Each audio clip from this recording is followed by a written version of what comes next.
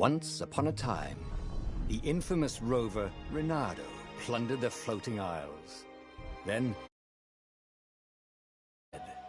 "Swear to me that you won't die on the gallows," she rasped. Reluctantly, he swore. And he whiled away his days at home with music, cards, and wine. But the Emperor had changed. He'd been good once, a shy, almost humble toad. He'd built universities. But then people started whispering about mass graves in the woods, midnight rituals, victims screaming. The Imperial Ravens would round up entire villages, and no one ever returned. The Ravens had come to Ubar scouting for ancient books said to be of great power. But the librarians had hidden the books, so they'd burnt the librarians. The citizens, outraged, had driven them off. The Ravens had come back with dropships. The kid had fled with one of those books. He was brave and dumb and wanted to join the rebellion. And Reynardo had promised his mother he'd protect him.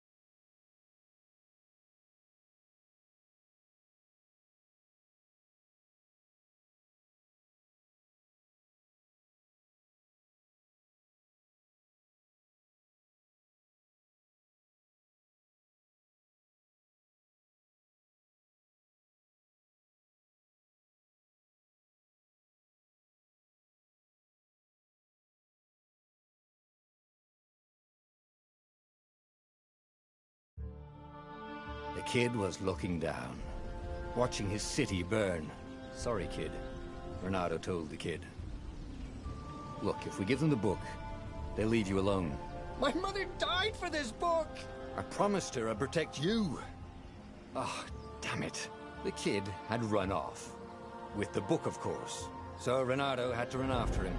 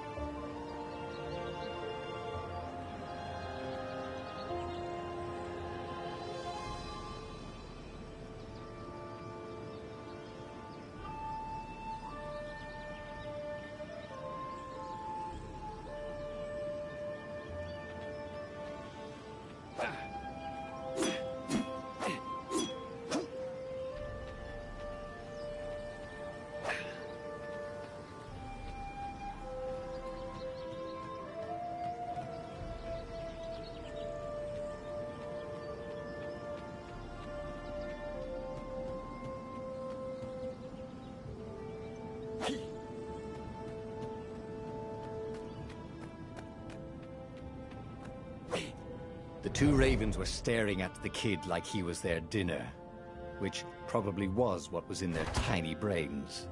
"Hey," Reynardo said. They cocked their heads at him. "Pick on someone as ugly as you." Wait, that didn't come out right. "For the Emperor!" The ravens clawed and rushed at him.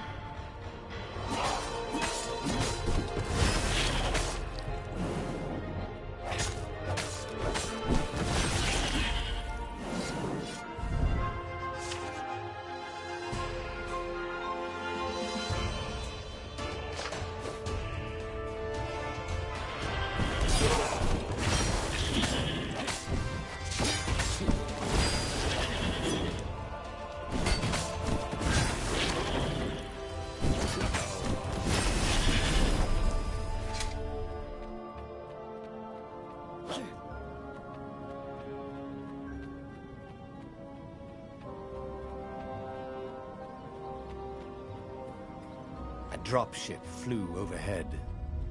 He hoped they hadn't noticed him. The kid.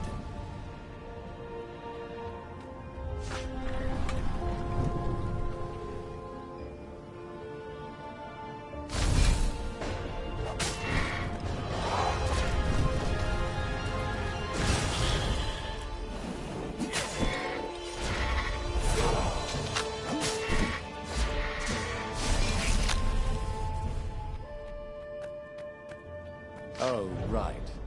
The Gate of Heroes.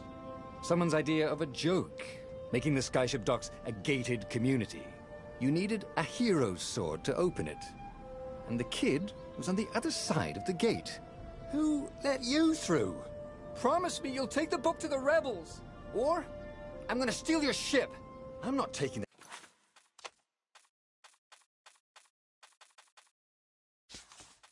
the damn book anywhere.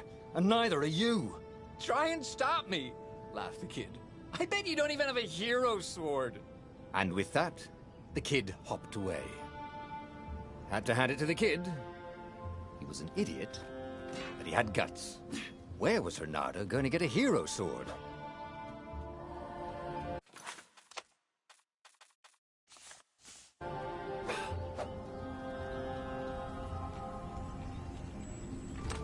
Ore and wind essence? That sounds about right. I'll need a workshop, though.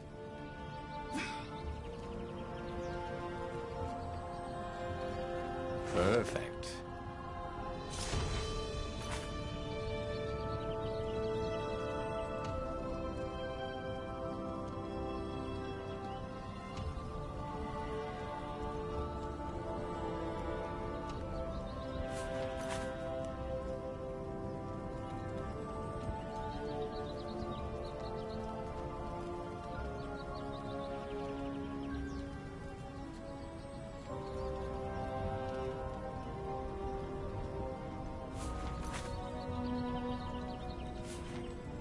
Hero Sword, QED.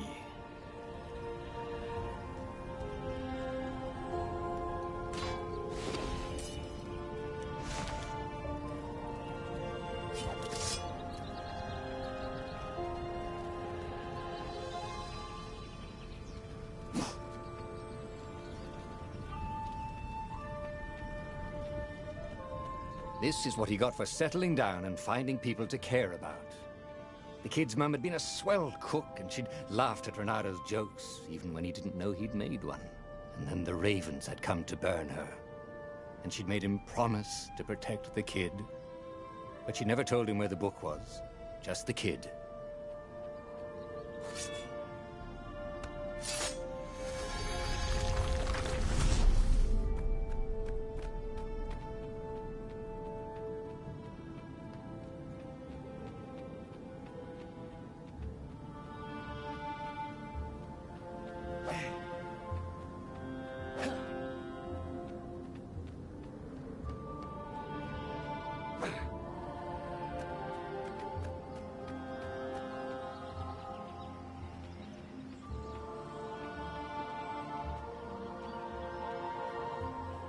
He came up to a ledge.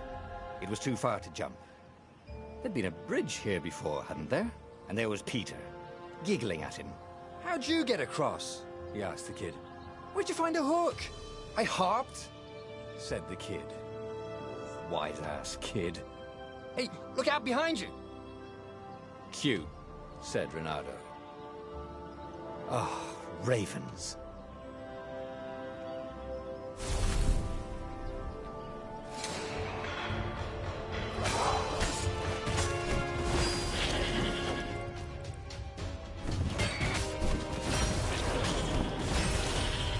It was time to talk some sense into the kid.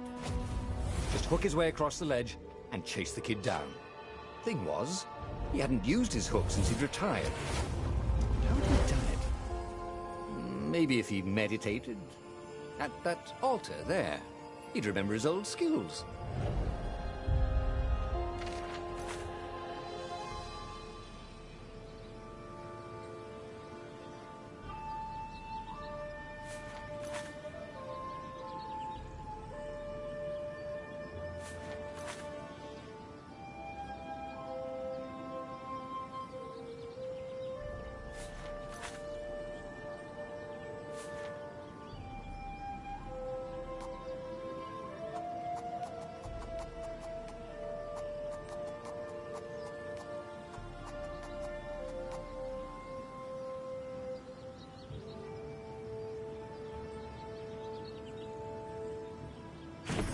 was starting to come back to him. Something you never completely forgot, like how to freeze time when attacking. The more he fought, the more he'd probably remember.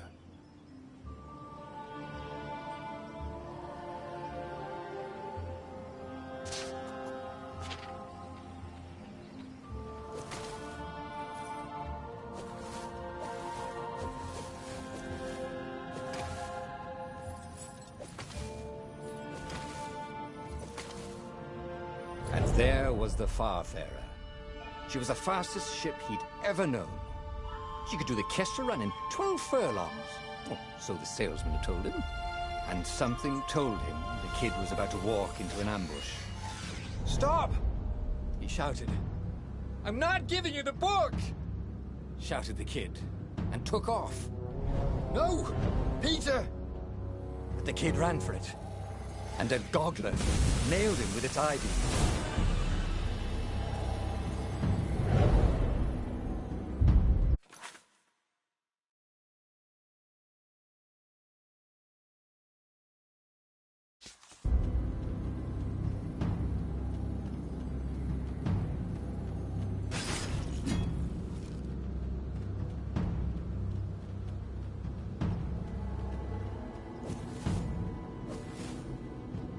The book was unburned. Next to it were the buckles from the kid's shoes, and a kid-sized pile of ashes. Damn it, why hadn't he lied and told the kid he'd take the book to the rebels? The kid would be alive now. Really pissed off and betrayed, but alive. Oh, damn it. Renato picked up the book. He couldn't let the Empire have it now. He was going to have to get it out of there. He'd be a wanted man. Probably have to join the rebellion just to have a place to dock. Well, he'd hated home life anyway.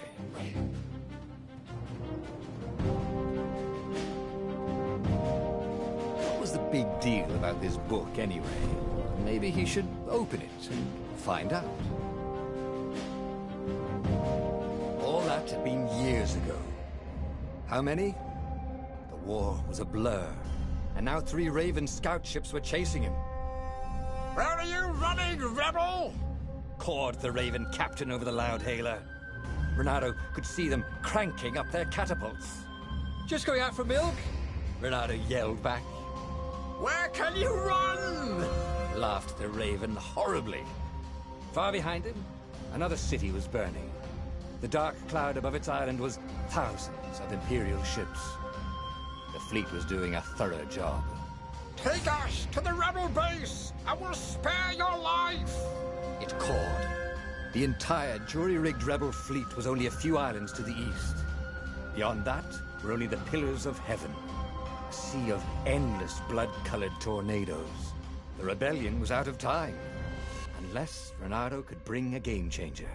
Maybe he could.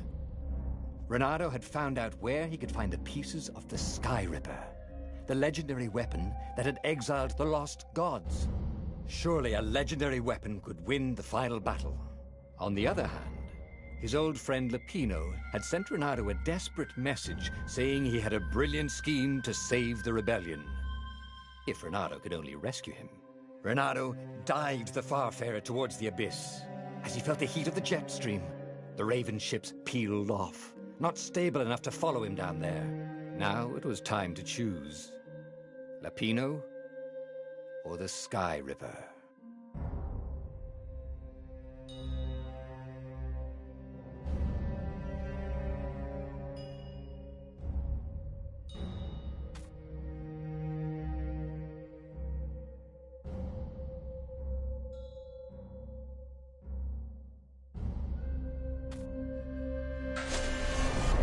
Lapino. Apparently, the Mad Rabbit had sold a Pegasus that he did not exactly own. Lapino always wiggled out of trouble, given time. But he was out of time. The Ravens had figured out that Lapino was a rebel spy. If the fleet reached him first, they'd string him up for that. Never mind the winged horse.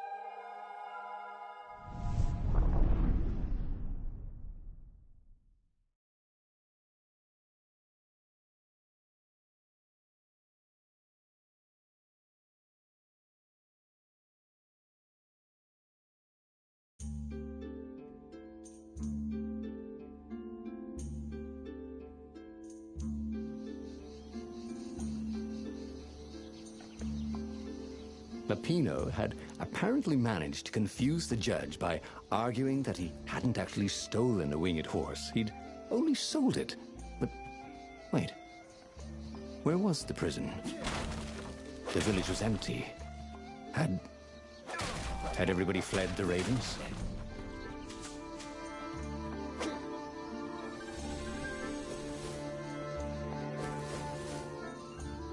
If I craft a sword now, it's going to be really short.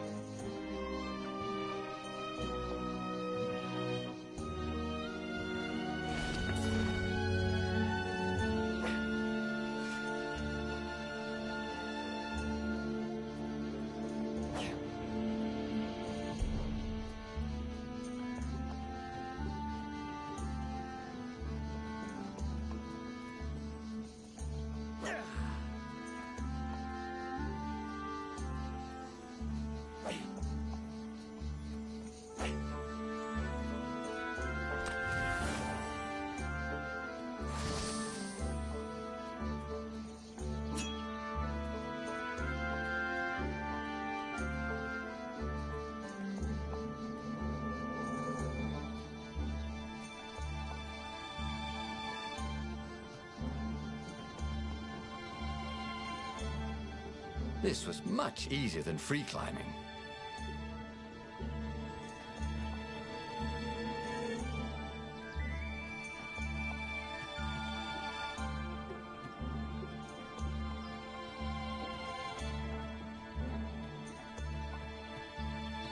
People were frightened these days. Just 2 weeks past, Reynardo had sneaked through an empty town and listened to the ravens caw about the Emperor's new taste in ritual sacrifice. Have you ever felt you were just going round in circles? Reynardo felt like that.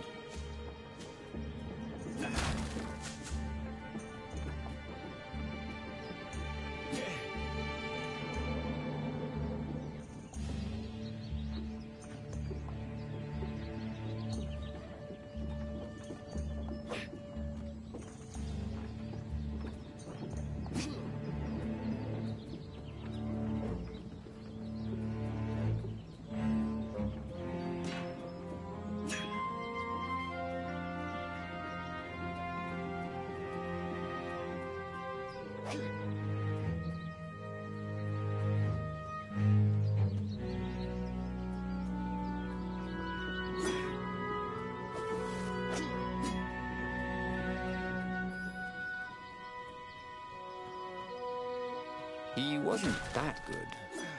Yet.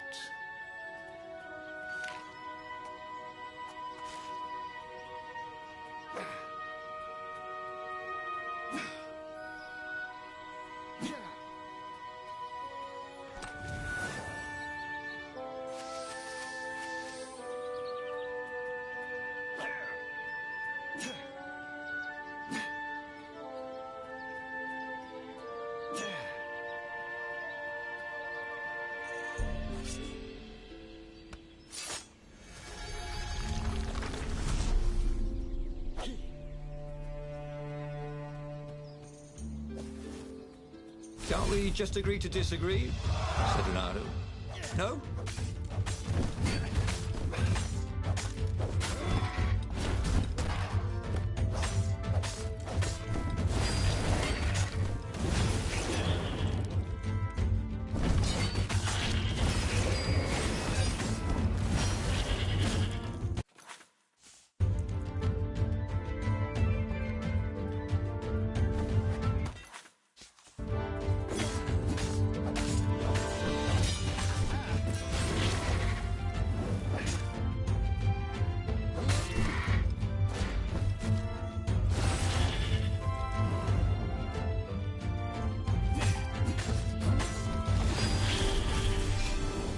Ravens were landing everywhere.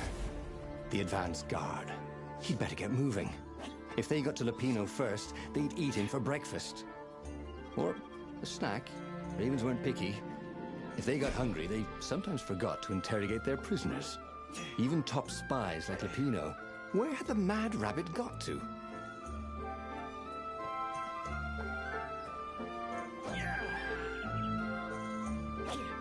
Bernardo's blood was up. He just needed to smash something.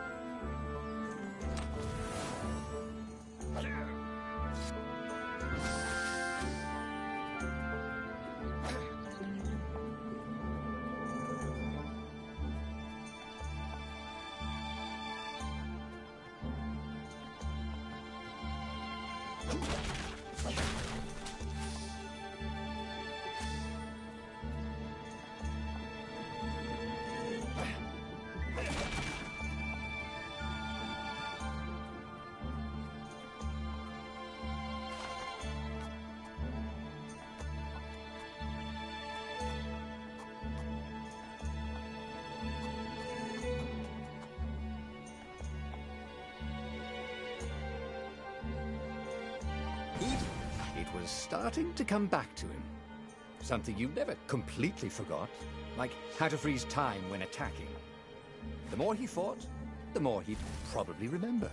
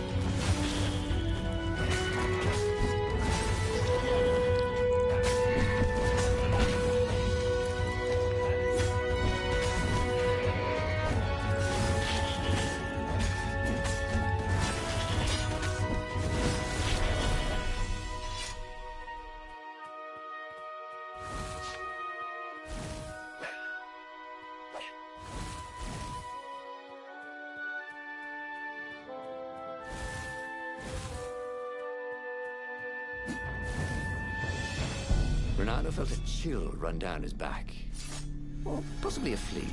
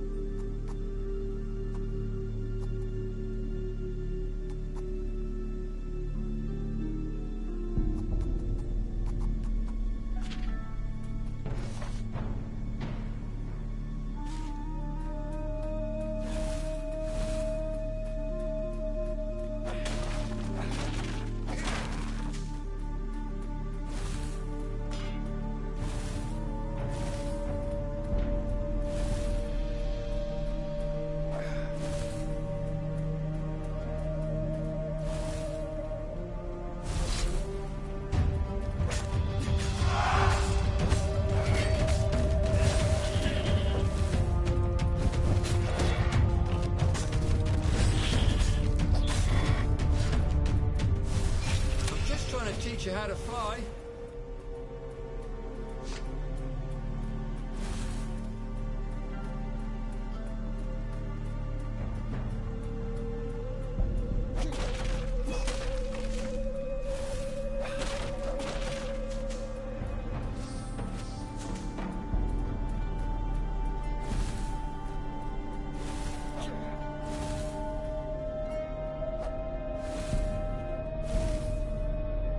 Dirty and bloody, Renato finally reached Lapino.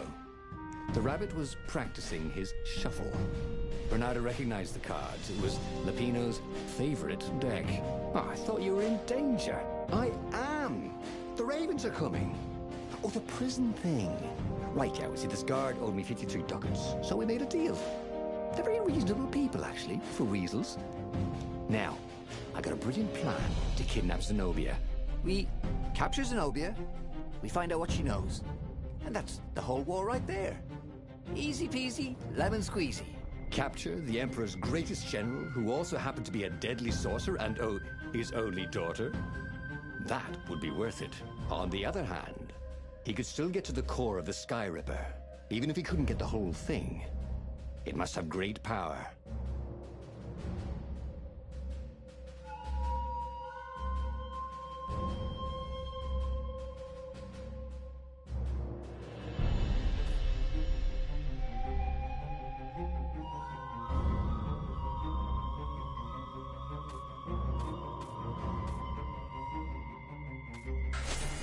Zenobia wasn't just the Emperor's daughter, of course. She'd been Renato's best friend in Sword Fu school. And you're still mad for her, the rabbit reminded him. They'd been close. She'd told him things no one else knew. But she'd never told him who she really was. She knows all the Emperor's plans, chuckled the master spy. She won't give them up easily. She'll tell the interrogators, all right, said Lapino. Taking her would change the game, all right.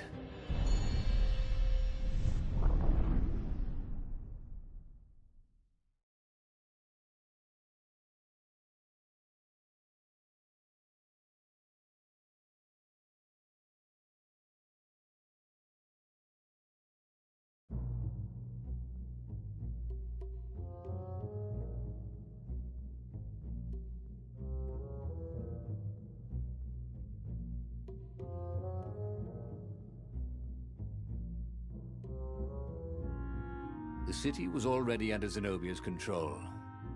I had to admire her efficiency.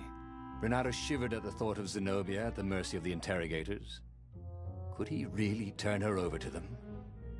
But this was war. It wasn't meant to be pretty.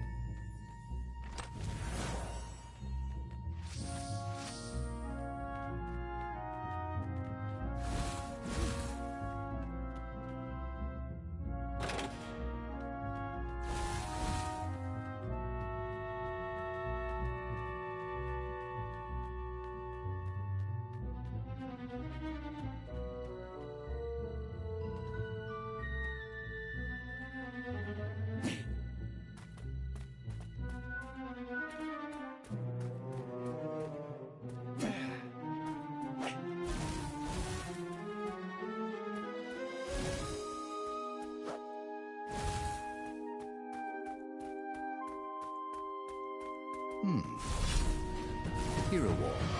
Hero Sword. Ice Wall. Ice. Human.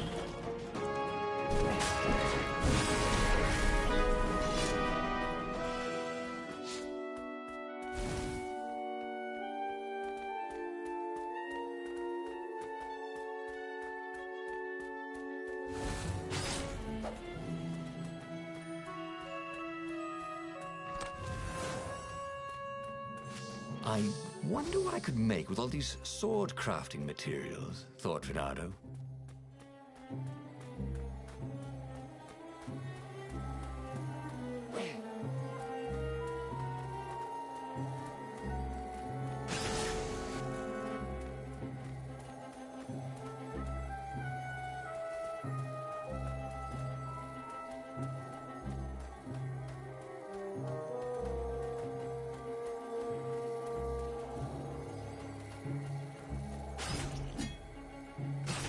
Two eyes, good.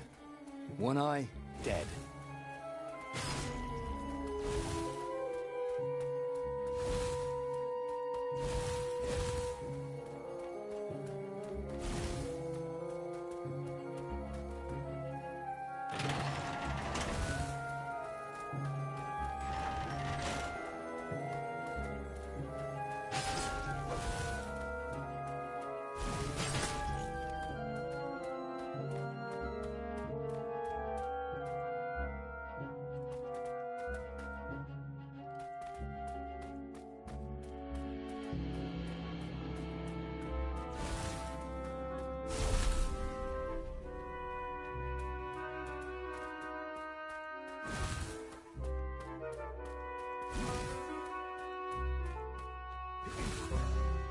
So, what's this plan of yours? Use me as bait, said Lupino. And he outlined a slightly complicated plan that involved geese, a net, setting the Farfarer a little bit on fire, Lupino dressing as an old blind toad, and Reynardo hiding inside a monstrous watermelon. What could possibly go wrong? Thought Reynardo.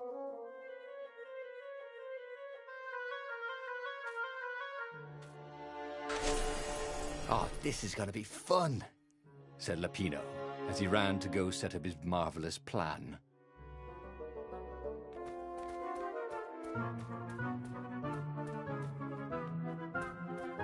A crafting bench. Reynardo wondered what he could make with it.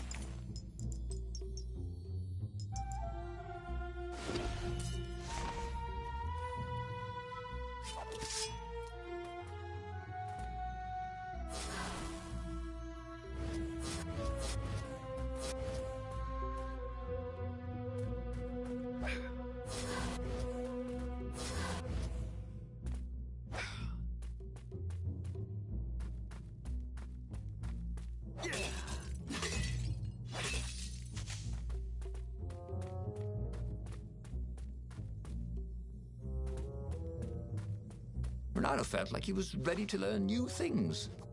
Thank goodness he didn't have to go to school for that.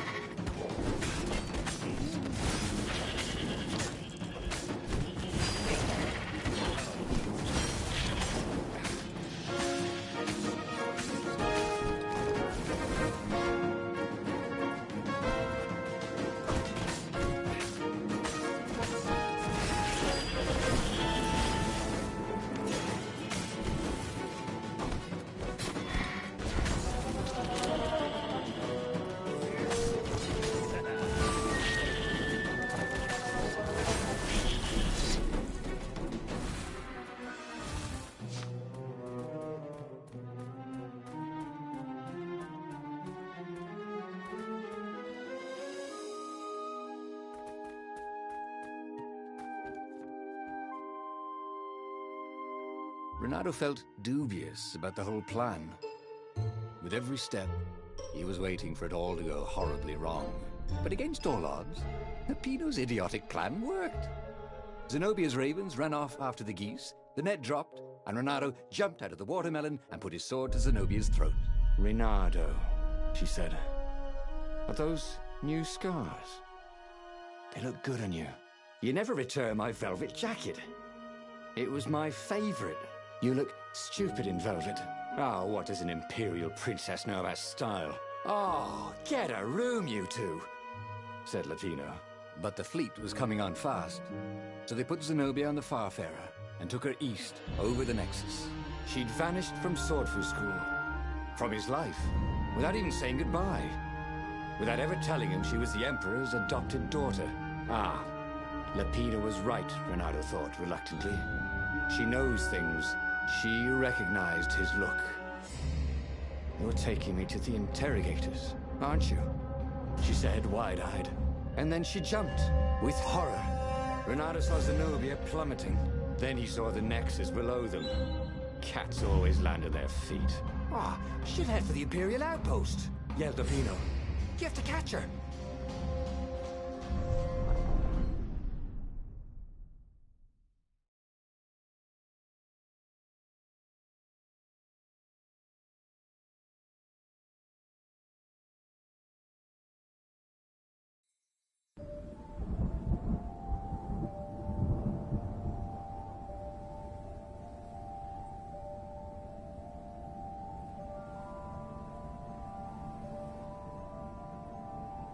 Cats can run faster, but foxes can run longer.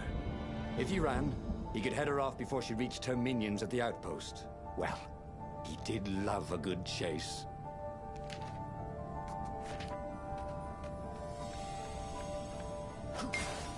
Bernardo had been the terror of the sandcastles when he was 2.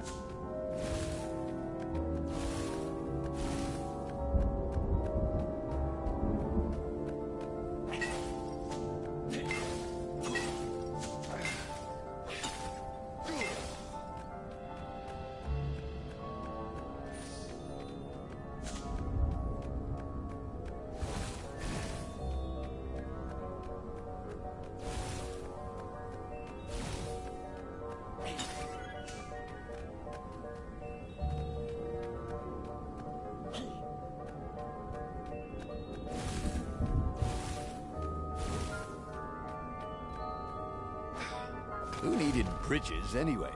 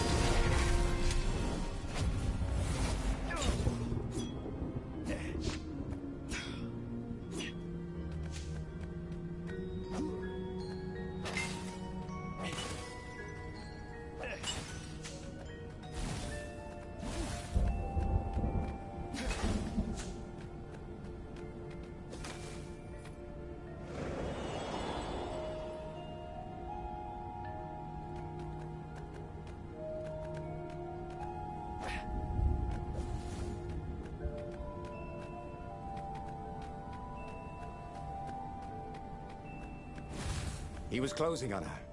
He could smell her fear. He tried not to think about the interrogators at the secret base. What did they do to her? Maybe it didn't have to end that way. Maybe he could talk to her. But, after all, there were worse things the Imperials had done to friends of his. How could he have let her escape? Why hadn't he shackled her? Bernardo wasn't used to being on this side of the whole prisoner-jailer thing.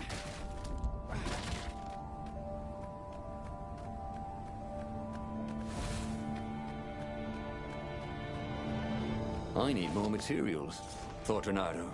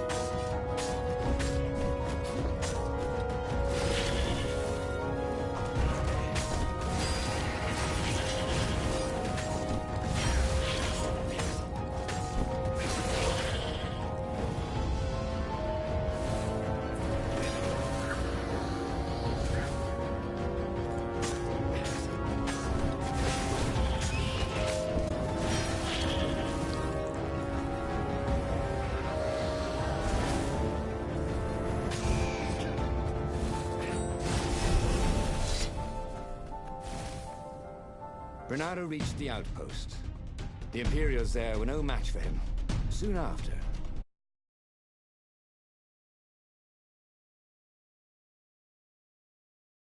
Zenobia limped up the path.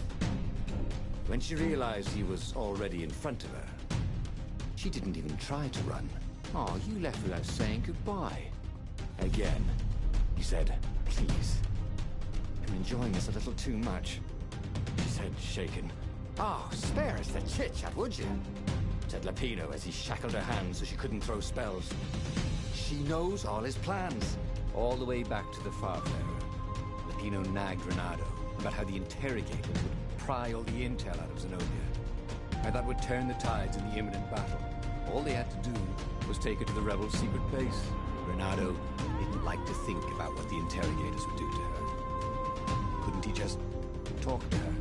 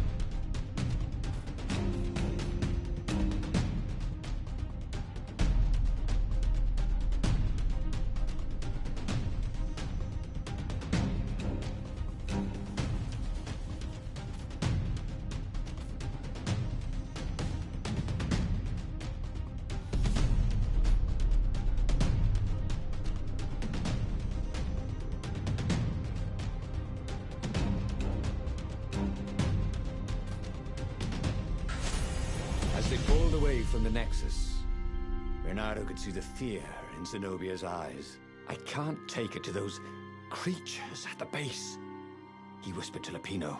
"Ah, you've gone soft. Soft in the head. We captured her for what she knows. I'll take her to the mountains.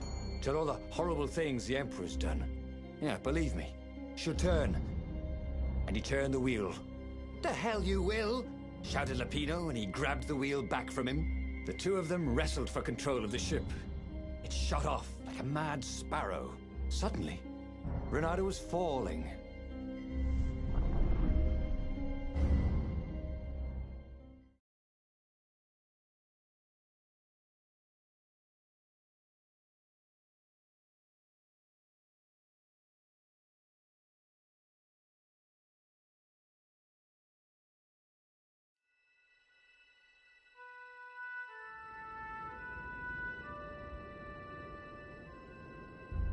When he came to, Zenobia was standing over him.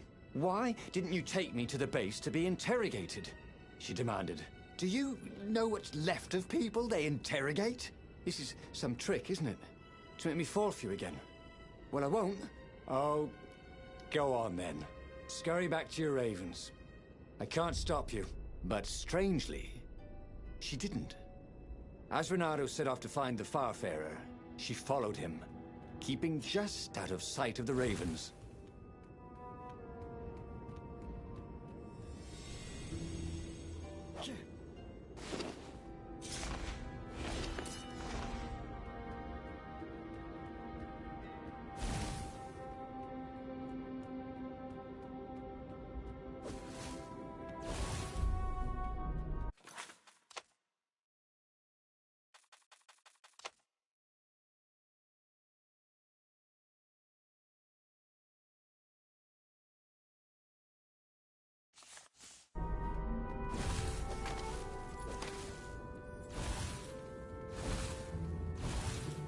He felt like Tarzan.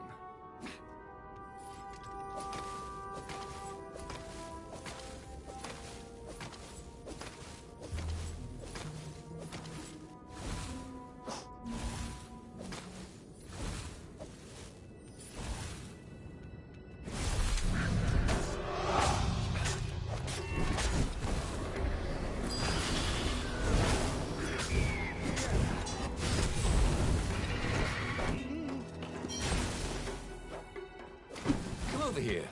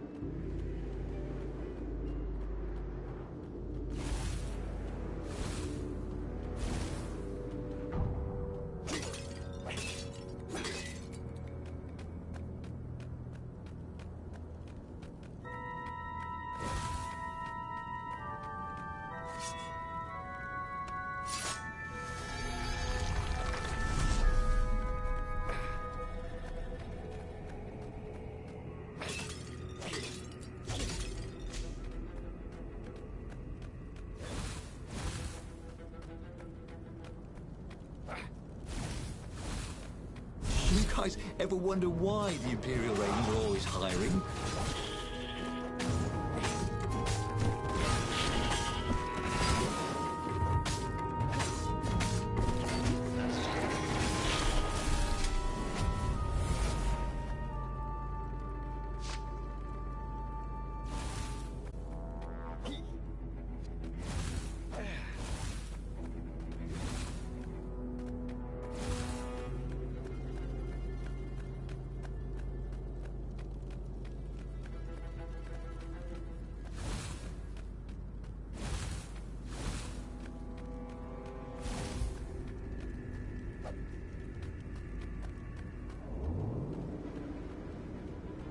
Building these platforms was so expensive, they'd run out of budget for guardrails.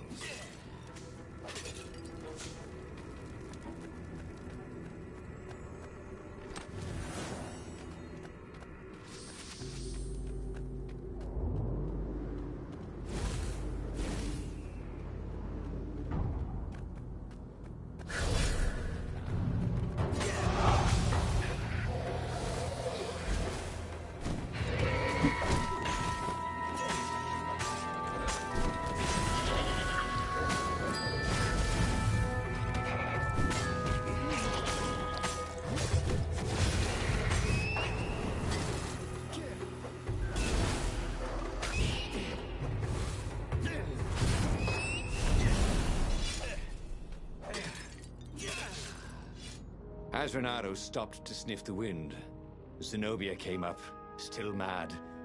Did you really think you'd just talk me into betraying my father? Oh yeah, sure, that was exactly my plan. Then why aren't you even talking to me? Because I've never talked you into anything in my life. They're gonna court-martial you for letting me go. He caught a whiff of the Farfarer. Wet rope, tar, and a cask of Scobel ale he'd spilt last year. It was that way.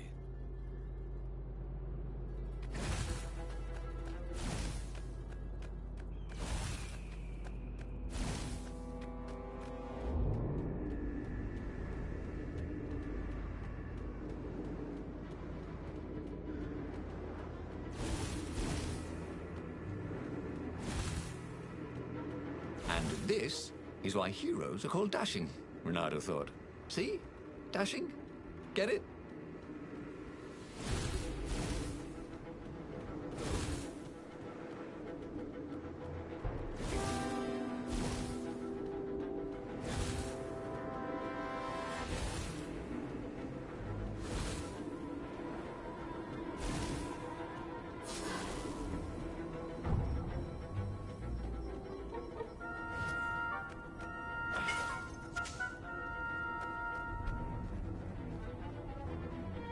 Renato wonders if he should have taken Zenobia to the rebel base for real.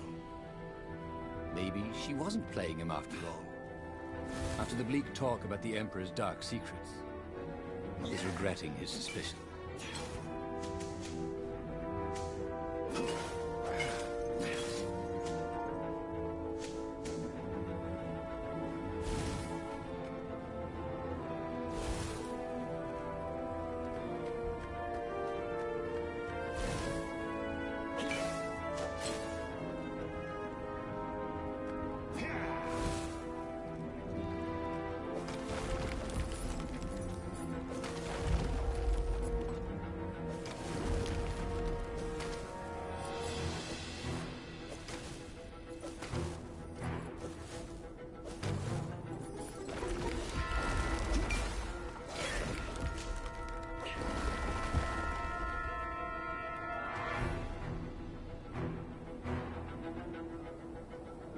Sure enough, the Farfarer had crashed in some rocks.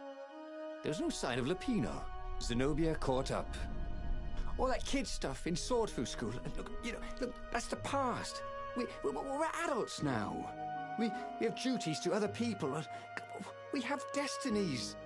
What are you talking about? And you are the most arrogant, slow-witted, light-fingered, mercenary, immoral, reckless... Run away with me, said Renato, and he realized he meant it. What? Just like that? She demanded. I will, if you will. So, she kissed him. And it was the best kiss he'd ever had. They held hands as they boarded the Farfarer. Bernardo felt light-hearted, like the winds that were playing the rigging like a balalaika. But Lapino, I need to get back to Lapino, he said, suddenly realizing he could have been captured. A prisoner. He's not. How'd you know?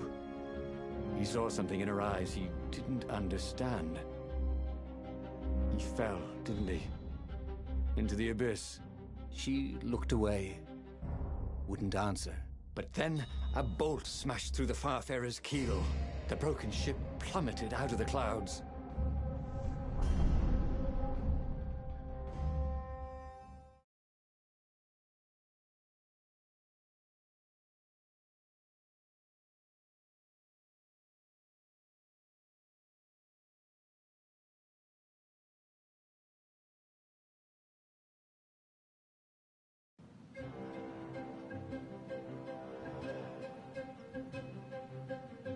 Bernardo picked himself off the deck. They were alive. We have to get to my private ship, she said.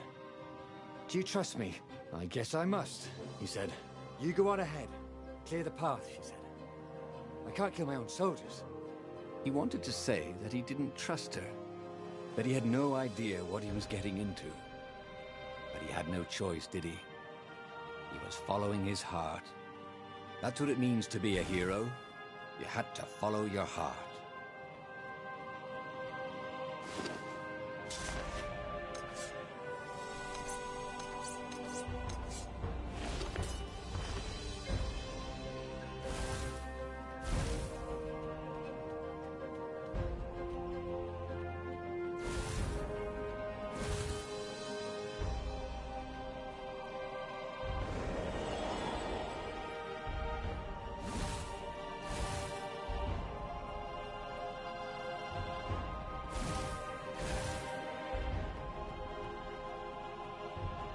I'll just have a dash, thought Renato.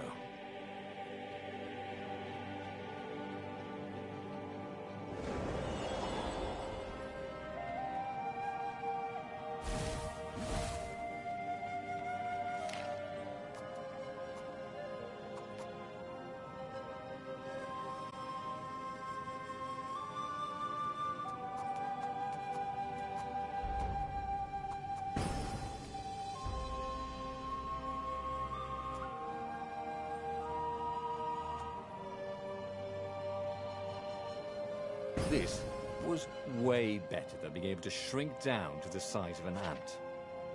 What was that all about, anyway?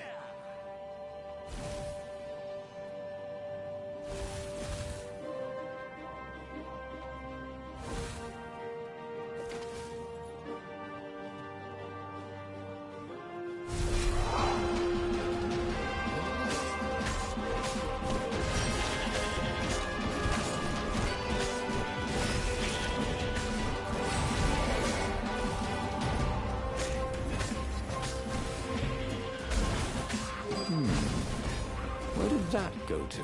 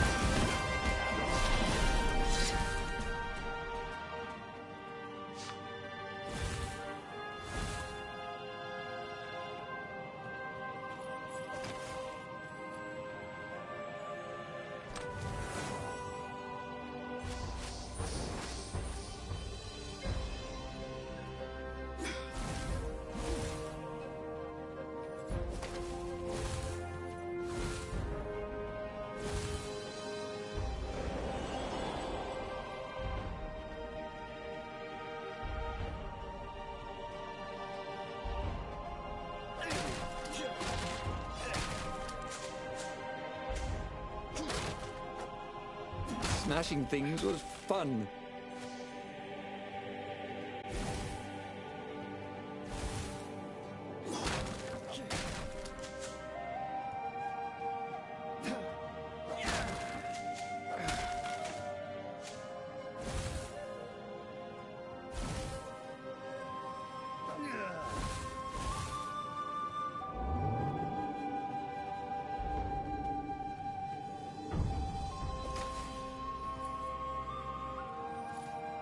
What else could you hook?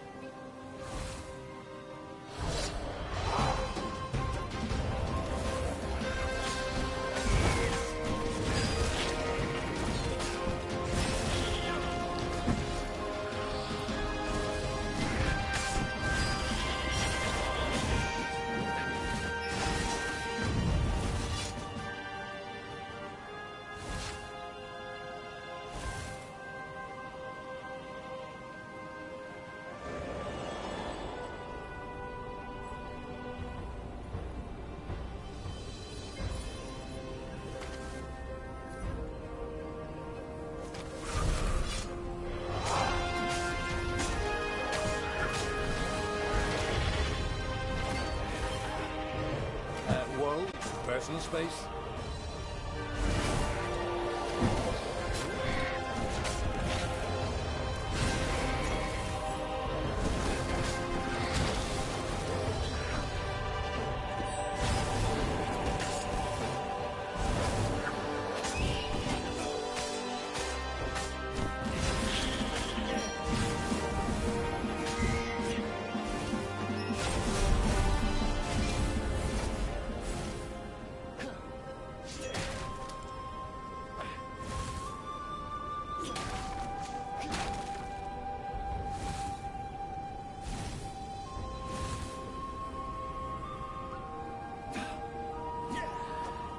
It was good to practice your moves, thought Renato.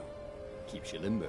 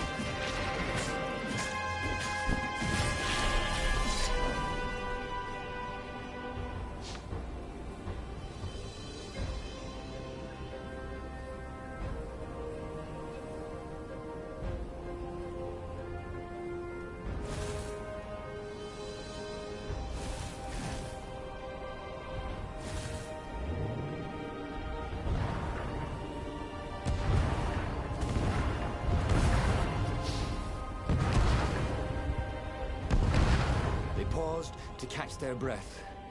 It was strange to be so close to her. "What are you thinking?" he asked. "I'm trying very hard not to think." "Me too," he said. Up ahead, he could see the thin silver of Zenobia's personal ship. It looked fast. They would leave all this behind.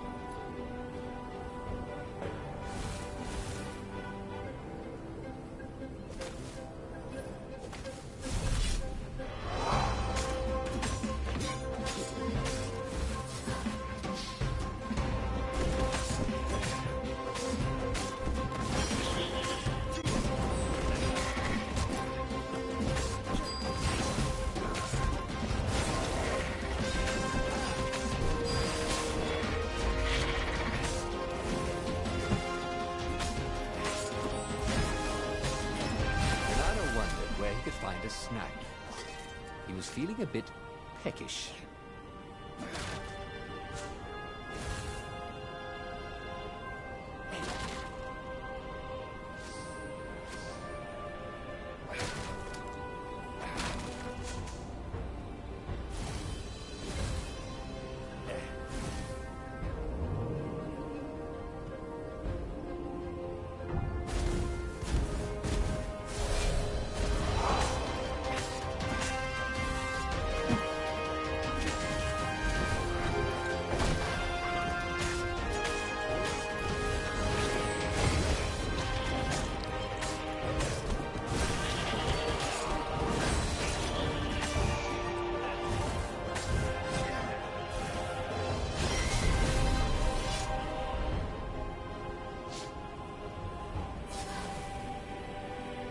He was getting nowhere.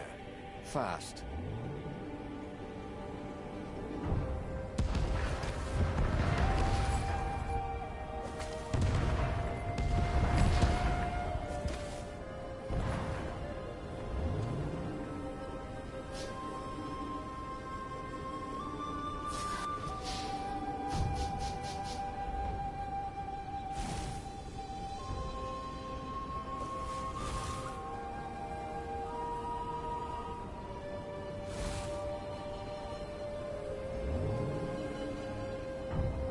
Take a leap of faith, said the inscription.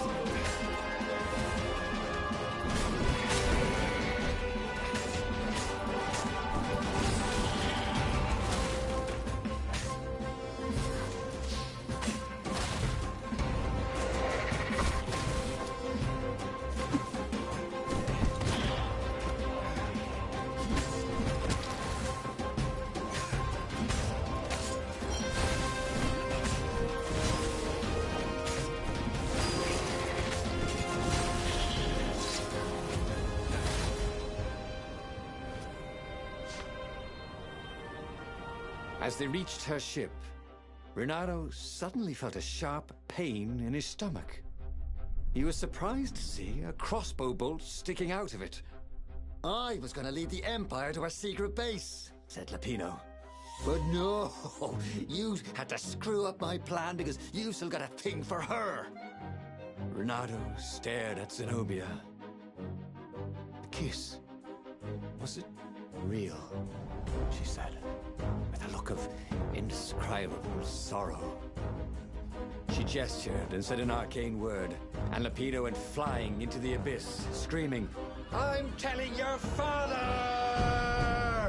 Then she knelt down to cradle his head, and her paws felt very soft and warm. Okay, that was weird. He could have sworn he just died. Instead, he was on the Farfarer, sailing away from Ubar. And it was still burning. He'd fled burning Ubar years ago, hadn't he? And now he was back there. Had all those years fighting the Empire been nothing but a vision into the future? A useful vision if it was true. He'd learned something. Lapino was a traitor. Renato had suspected there was something wrong with the Mad Rabbit. But now he knew there was malice behind his goofiness.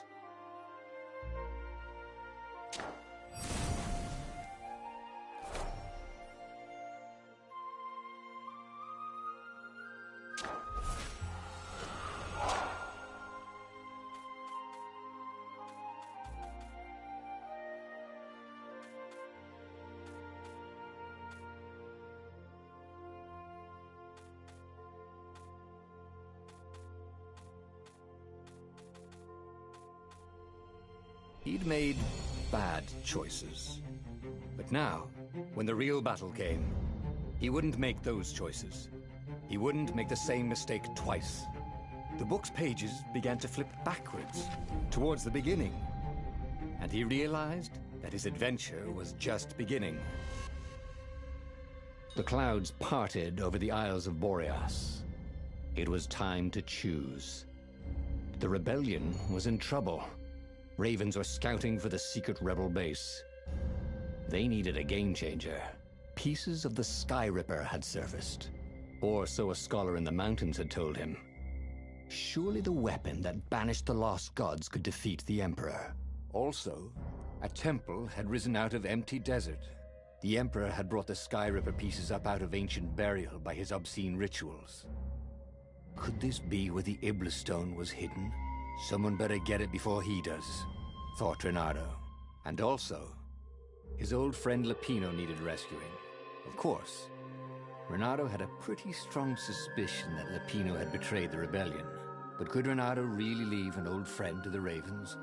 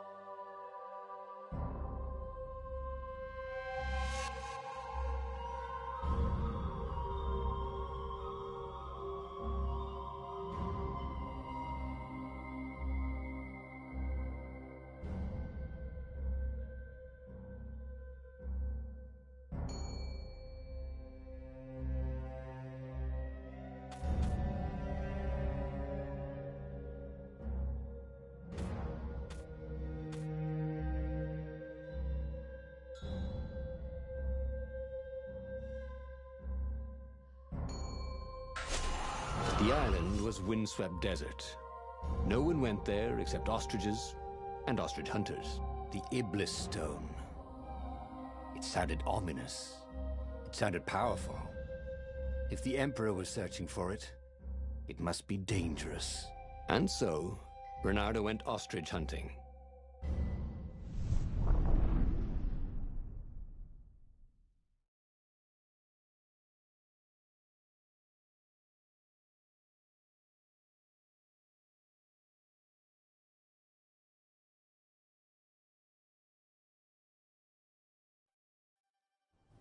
Every child could sing verses about the Sky Ripper, but ancient codices held hints of other things.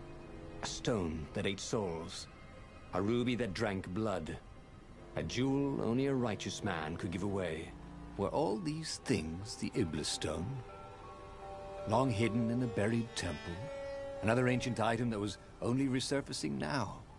Drawn up from the deeps by the Emperor's horrific rituals?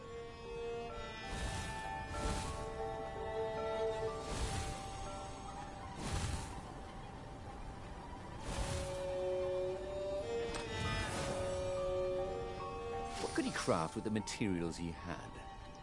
Bernardo had a pretty good idea, actually.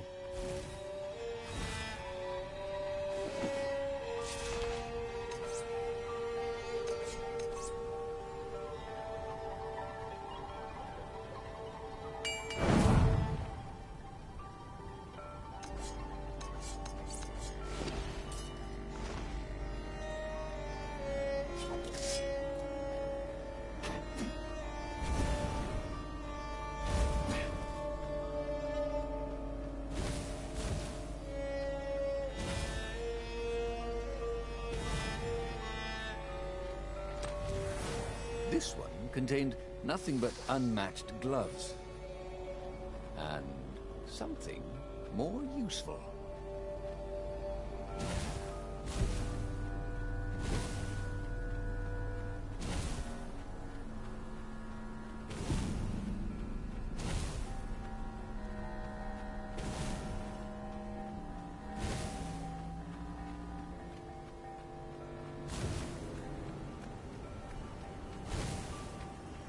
Sorry, mustache, thought Bernardo.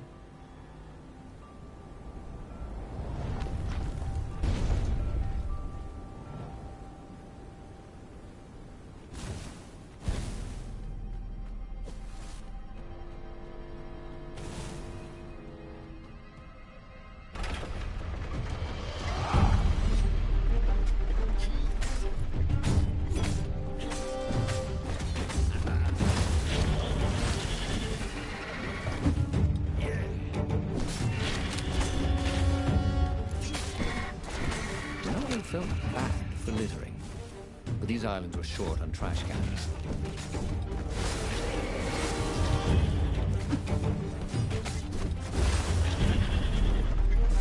The ravens were already here, cawing in frustration. They were still searching for a way in. Good. And he hadn't come too late.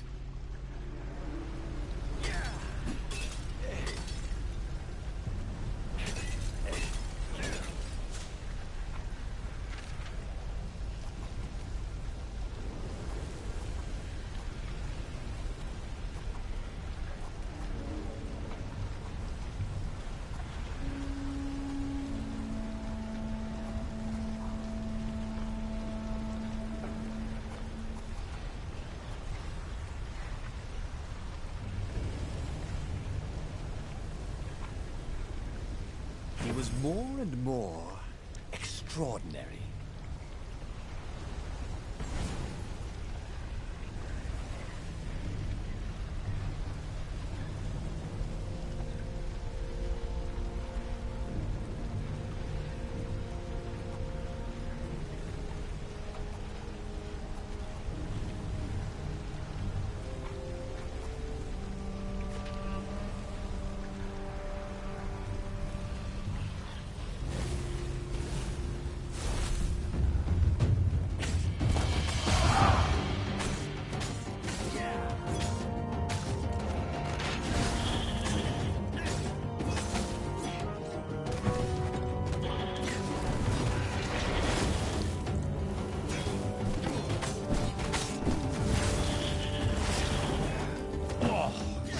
Needs a bath.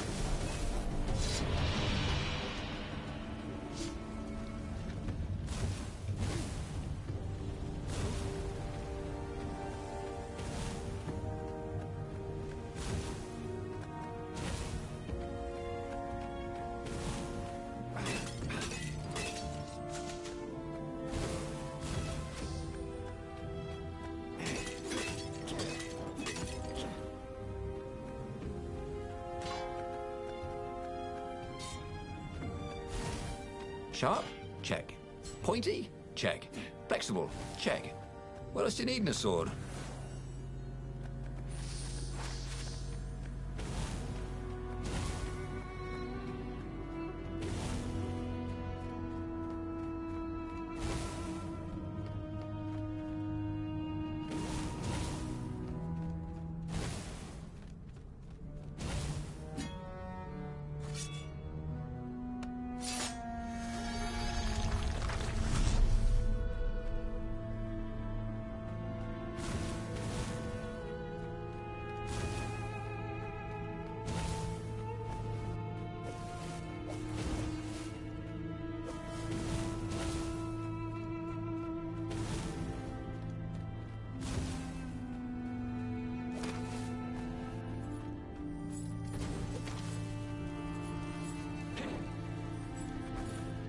That was always a rush.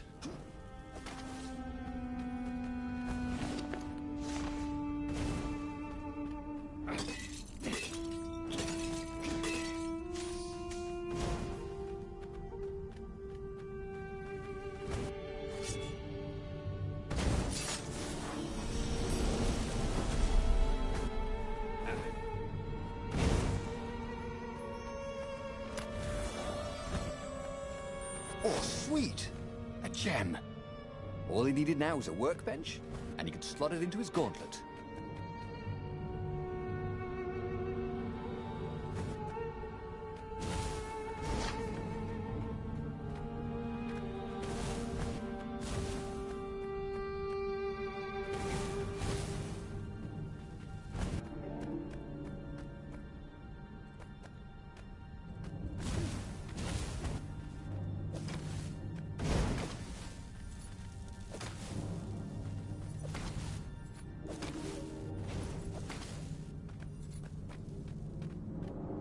Huh? A lever? That was new. Most people still use doorknobs.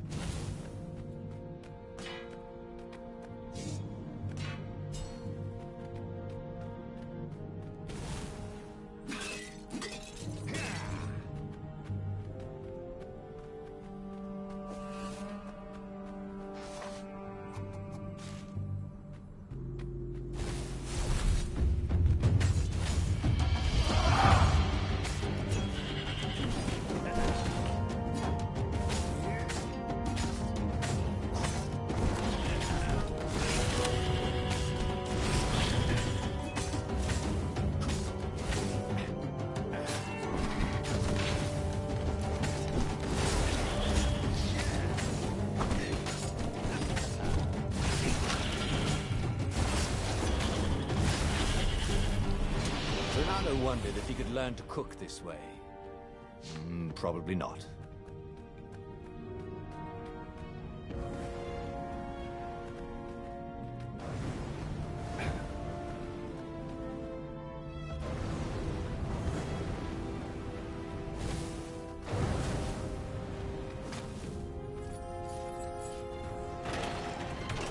The Ravens, at least, could not get past this point.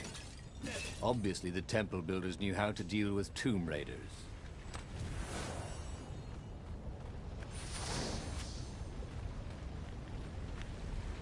It was time for him to learn something new.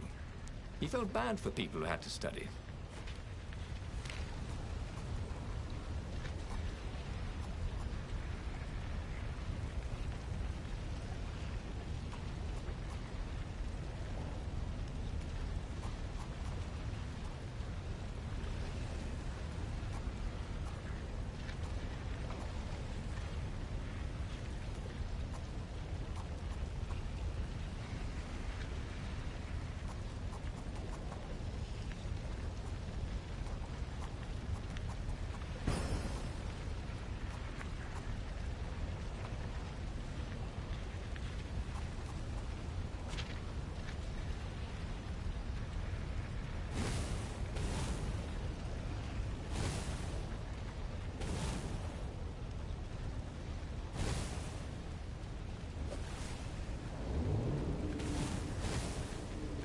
These platforms were great.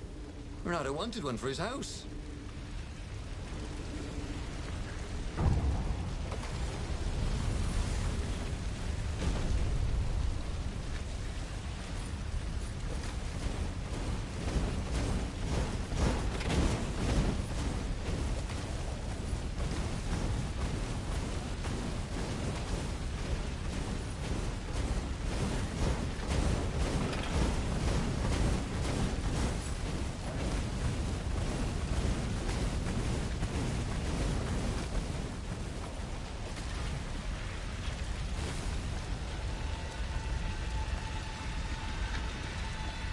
It was a stone of the purest blackness. It reflected no light, like a void made solid. Nervous, he picked it up. I can make you mighty. Who said that? Give me blood. It was the stone, eager, thirsty.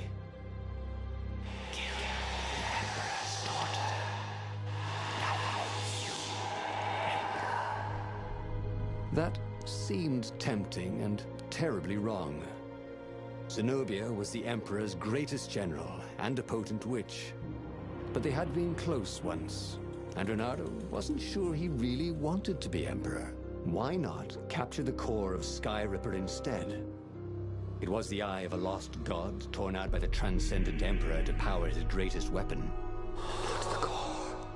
said the stone anxiously.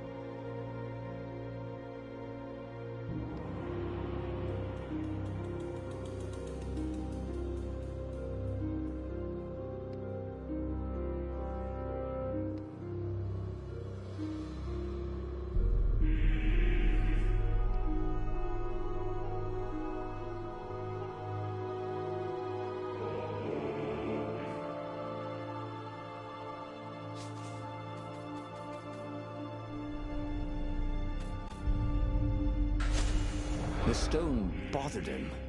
He hated being told what to do. Wasn't that why he joined the rebellion? Wasn't that why he'd refused to be a soldier? He'd agreed to come on board only if he could freelance. The stone felt a bit clingy. The sage Calaveras had told him where to find the Skyripper, a weapon capable of challenging the gods. Even without its armature, the core would still possess great power. He would go there.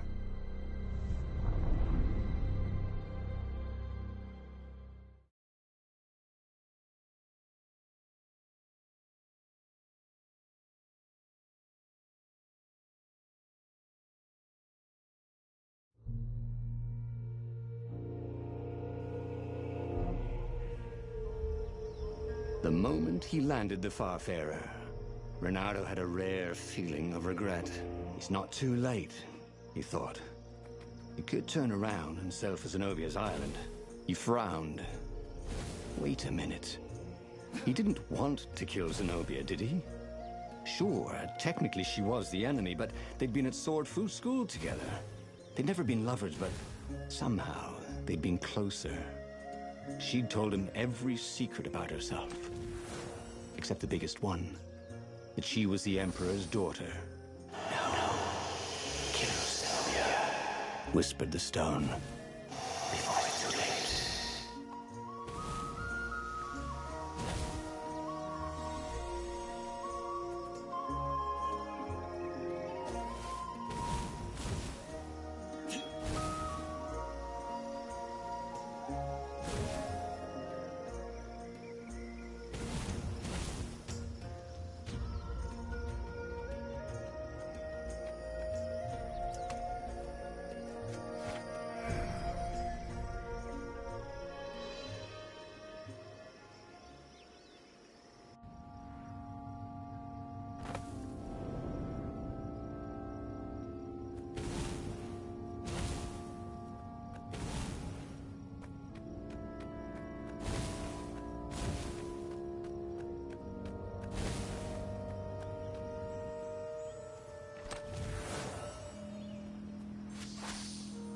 Sweet.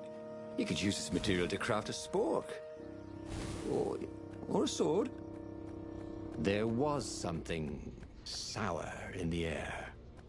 Like the earth had ruptured over something that had been fermenting for a very long time.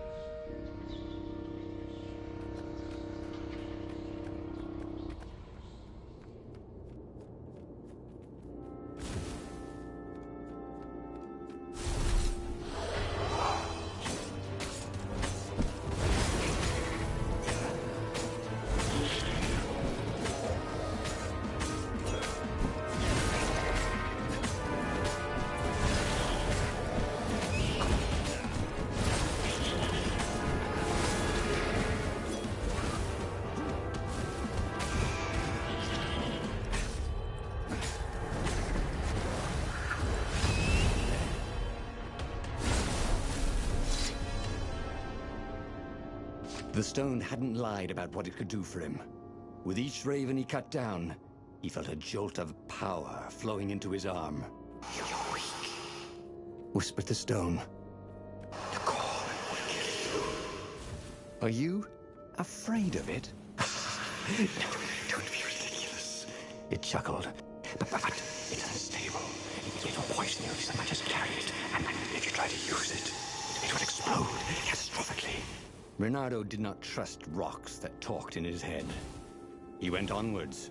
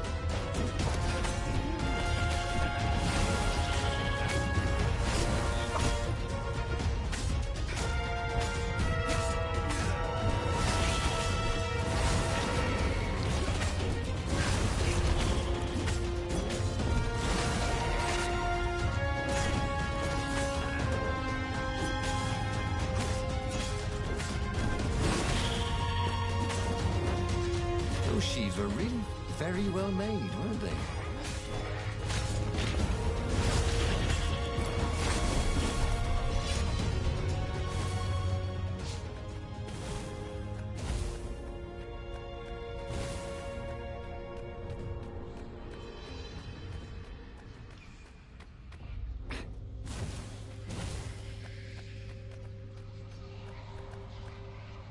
As he approached the core, the stone became hysterical. No!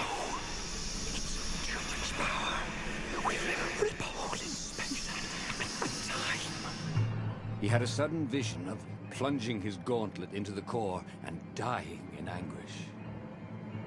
That wasn't his vision, was it? The stone had sent him its darkest fears, hadn't it? He had a sudden impulse to do exactly that. He raised his right fist and plunged it into the core. There was a rush of light. He thought he could hear the stone screaming. And then he passed out. When Renato came to, the core was gone. But the Iblis stone was no longer black, but glowing with a blue light. And it was silent.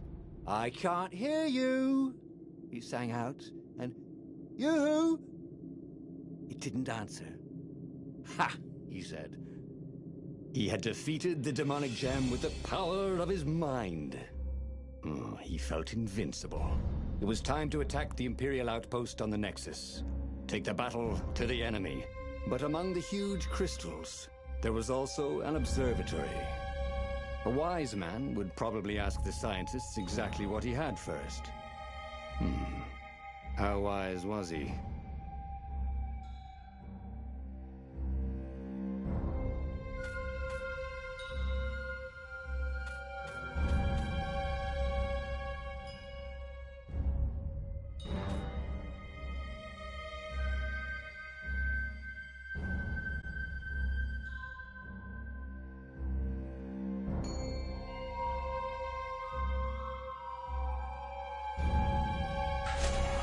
As the Farfarer sailed towards the Nexus, Renato wondered if the core had been created to silence the stone, or even to feed its hunger.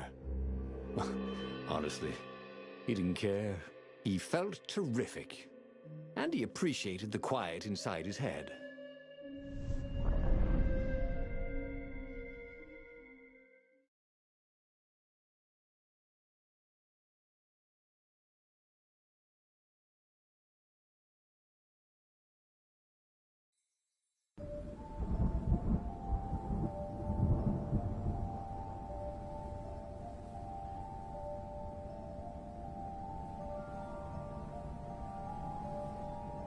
The Nexus was infested with ravens, but that didn't bother Renato.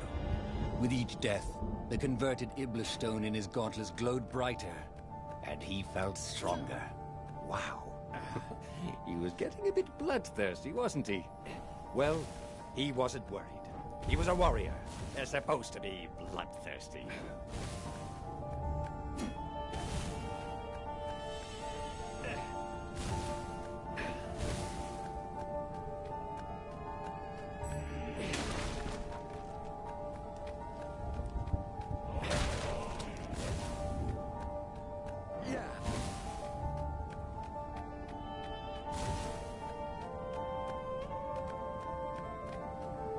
Renato wondered idly if people who had built these poles had really, really long tentacles.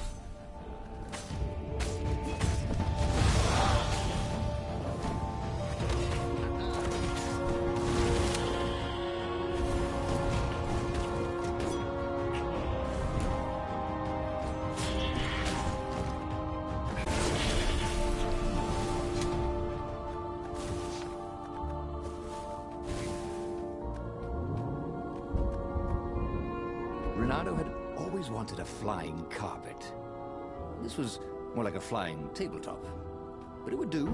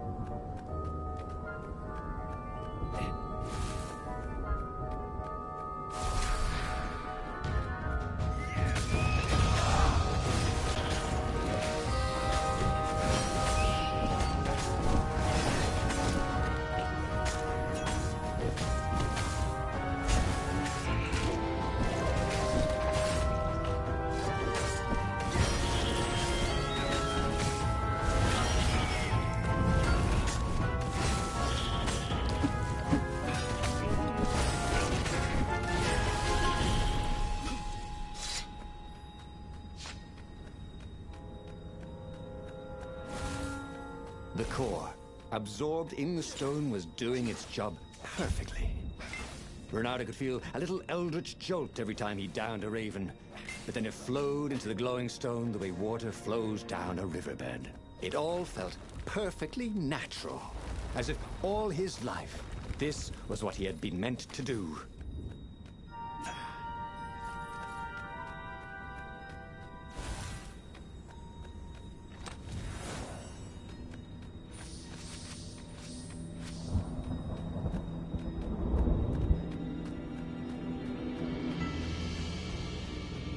With the core absorbed in the stone, Bernardo had enough power to challenge the Imperial fleet. First, he would disrupt the enemy communication lines. Then he would head for the rebel base. From there, the rebellion would launch its final attack.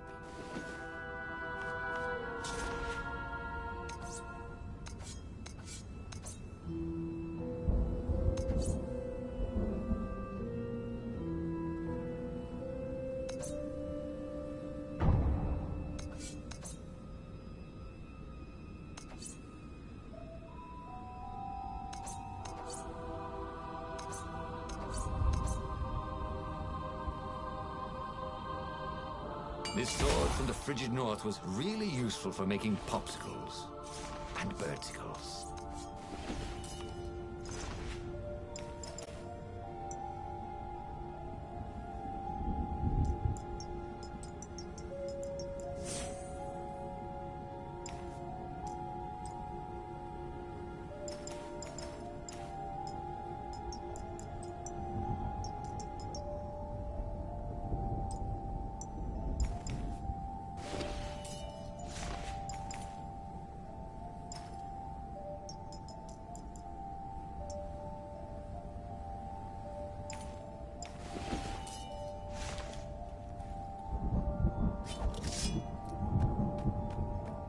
Bernardo hoped his mother wasn't watching.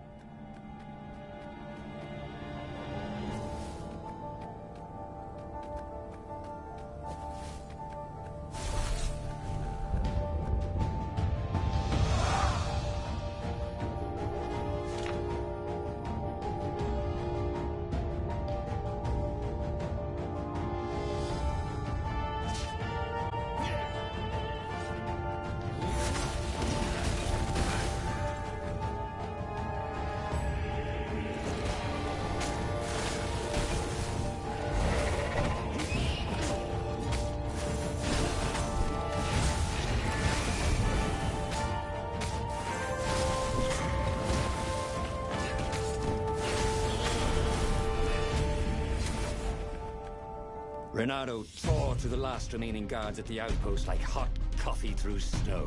There was a far speaker toad here. He called the council speaker. He knew she would be thrilled. And she was. She wanted him to come back to base. They had plans to discuss and a medal to give him. A large, golden medal. Great, said Bernardo. Let's talk about who else I can kill. Then the far speaker croaked again. Hello, Reynardo, He said. If you get sick of slaughtering second-rate birds in the Nexus, I'm waiting for you in the mountains. Zenobia, the witch, taunting him. With the stone, he'd finally be her match.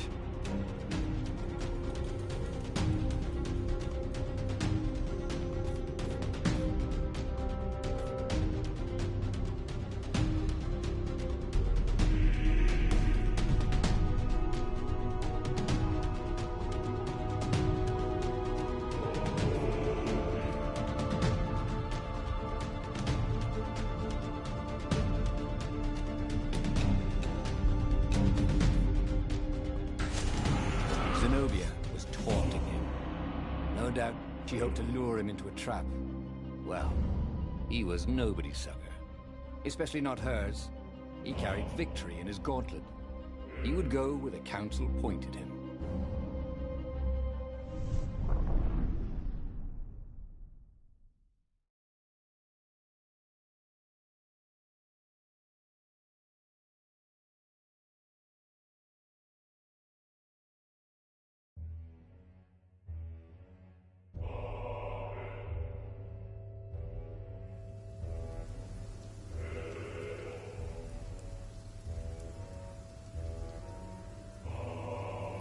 As he set foot on the island, Renato felt energized, like when he was hunting or dancing. Then he smelt it, the stench of ravens. It was a good thing he was here too, before they tripped over the secret base. He was really saving the Council Toad's bacon, so to speak.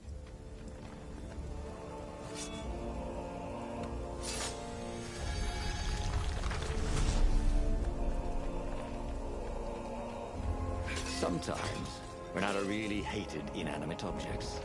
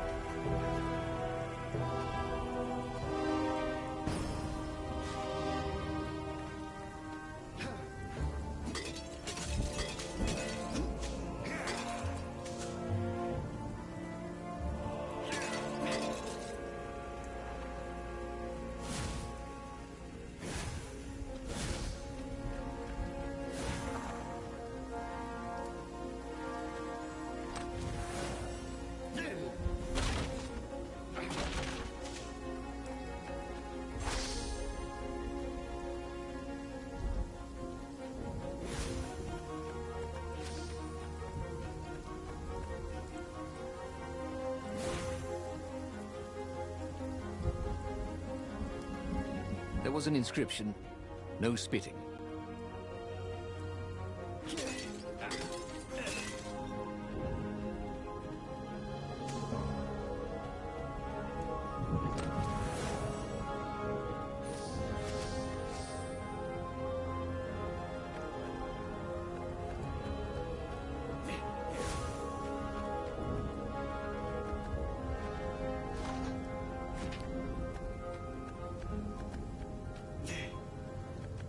Not quite enough, thought Renato.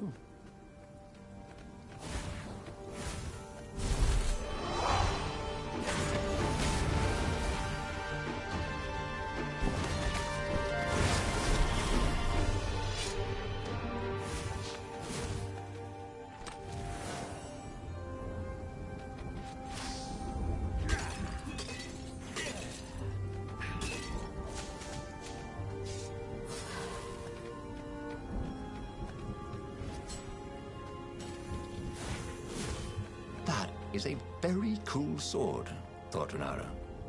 No, seriously. He couldn't feel his paw anymore.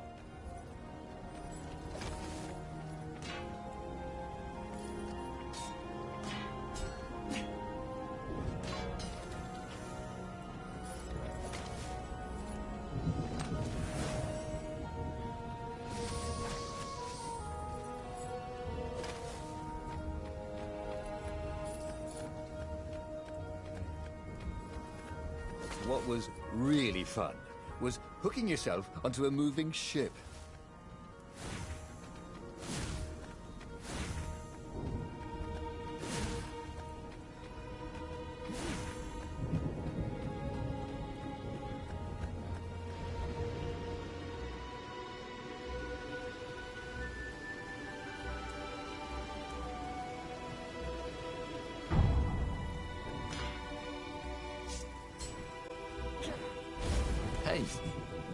Hey, I'm a firefox, thought Renato.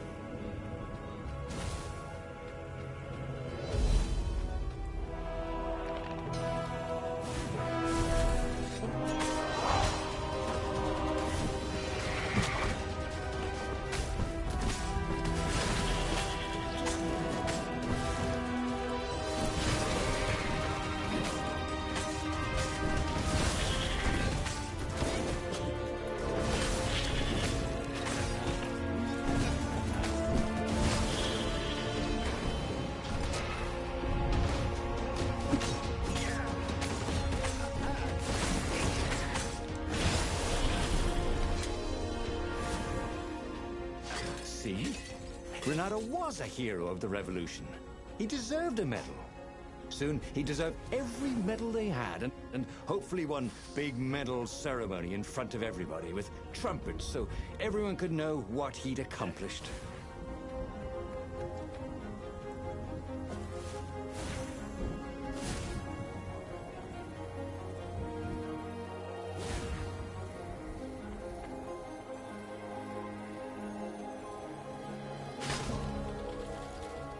Well, the eyes have had it.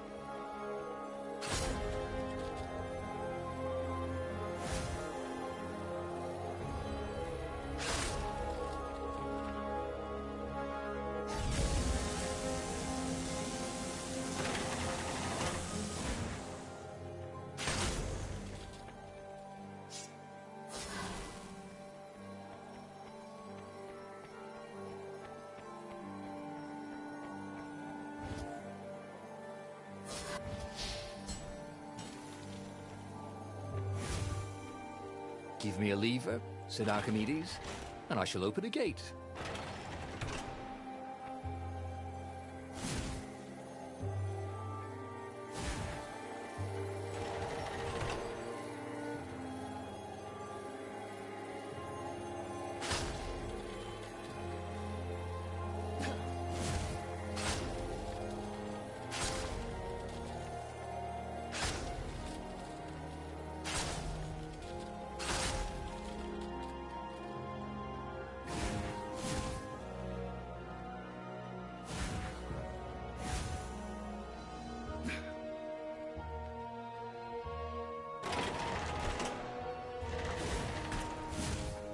Long stairs. So he was close to the rebel base. Nothing was on fire. So far, so good.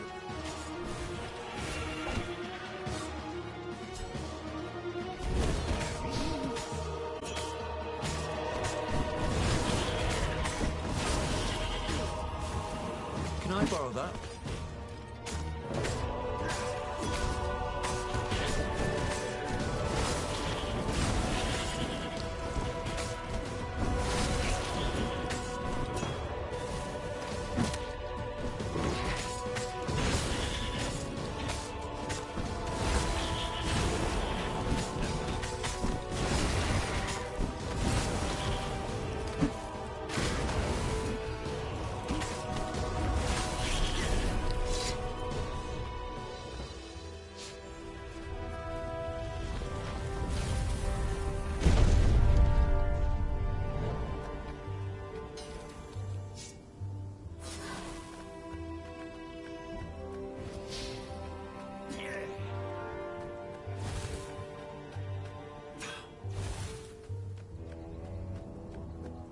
If only he had some way to break the ice. Or convince it he was a friend.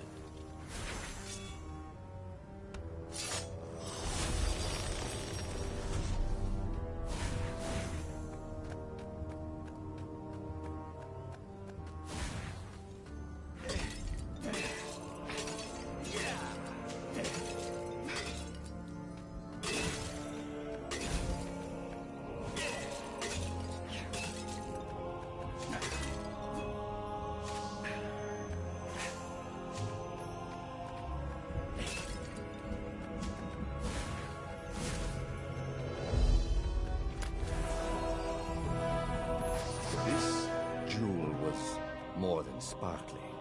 It had arcane power and an engraving. To Cindy.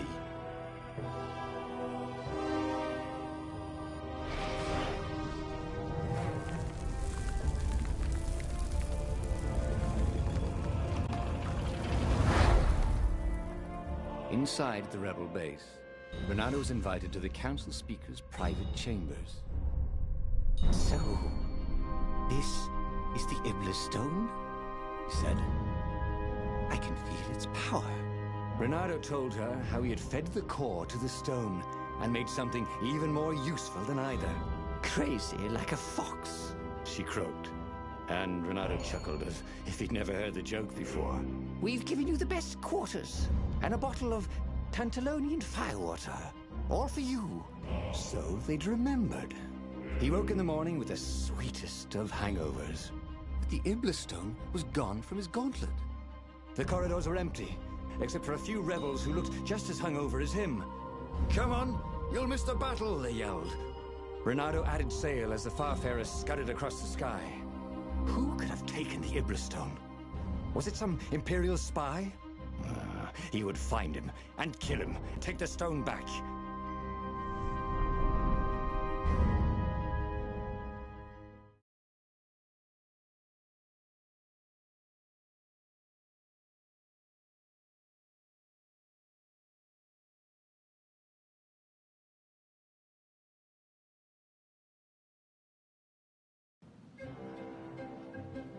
Renato had a bad taste in his mouth. He was killing ravens, but it wasn't fun. It felt like a chore. Oh, Renato hated chores. As a fox kid, he'd gone hungry rather than clean his room. He still didn't clean his room, he just moved house every few years. Who had the Iblistone anyway? Up ahead, he could hear screaming and croaking and cawing. But who was winning?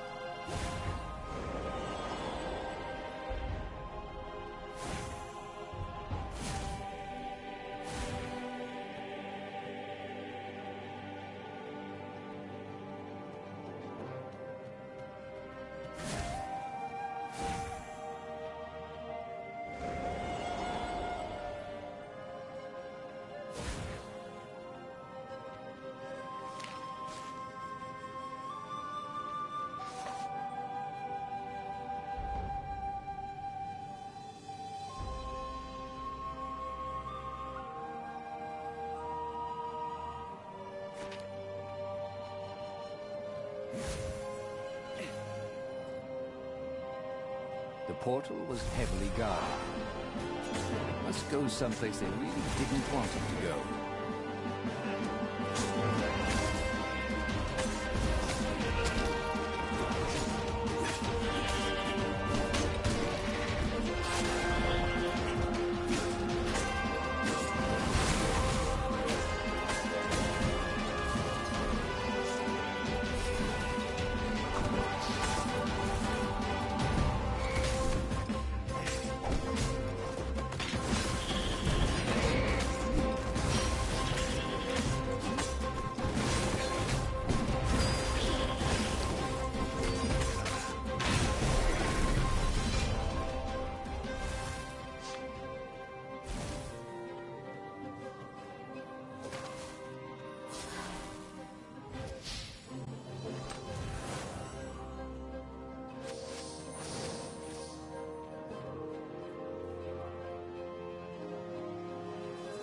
What were these poles, exactly?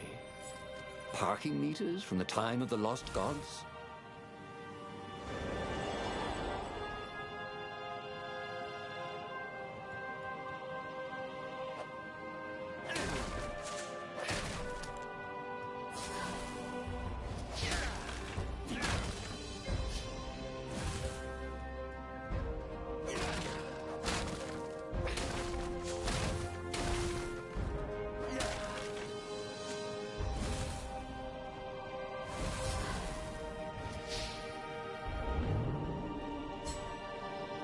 There were stickers all over the platform for really hot lady foxes, with pictures and addresses and everything.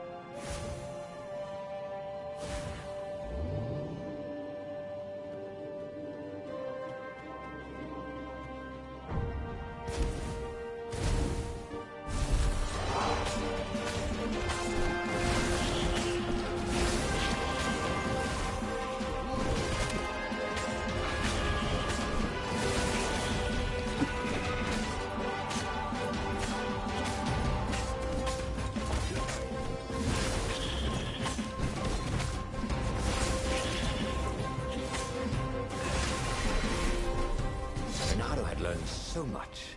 It was time to turn it into something he could use.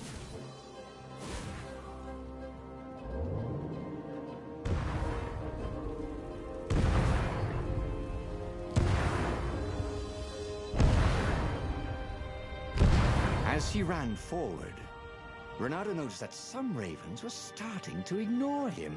Just running away. Who were they running from? Some hero of the revolution?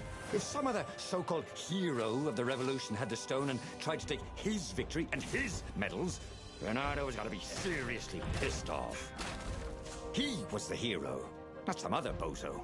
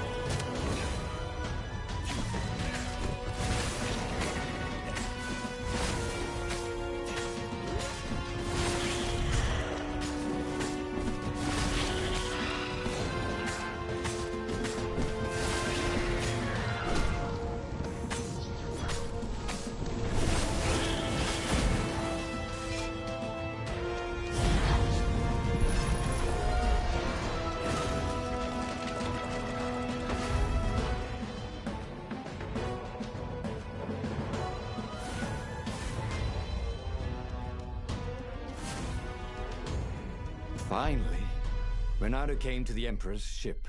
Zenobia lay dead in front of it. The ship was a wreck. Ravens lay dead, sprawled everywhere. Bloody feathers spattered across the deck and the dock. The council speaker came out. She was waving a sword around like a flag. "Look at me, Renato!" She croaked. The Iblis stone on the sword was black as coal. "Now I will be Empress, and all shall tremble before me," she croaked. So the stone had her. It was in her brain, whining for blood. "I'm afraid I can't allow that," said Renato, and moved to fight her. Toads are not usually good with swords. Something about the footwork. And the council speaker was not even a warrior. She was always tripping over things, which is quite an impressive achievement when you're a toad. Yet somehow, she was pressing Renato backwards as he desperately tried to keep her sword away from his throat. "Look, why don't you keep the stone? he asked. You deserve it. Blood and souls for Iblis, she croaked. Blood and souls. She got under his guard with her sword. It was just the tip. But sometimes just the tip is enough. He could feel his soul being sucked into the stone. As he died, he felt embarrassed more than anything else. Renato stared at the book. He was still alive. Again. And still only flying away from burning Ubar. Had he lived that adventure? Or only dreamt it? Had he really died? It felt so real, not like a dream at all. And he'd lost again. Oh, he hated that. But he had made different choices. And he'd lost in a different way. It was the book, wasn't it? Oracles showed you your destiny. But this was showing him different ways he could die miserably. Thanks a bunch, book, he thought. But these were destinies that he did not have to fulfill. But he'd learned another true thing. The Iblis Stone was evil. It would try to corrupt anyone who used it.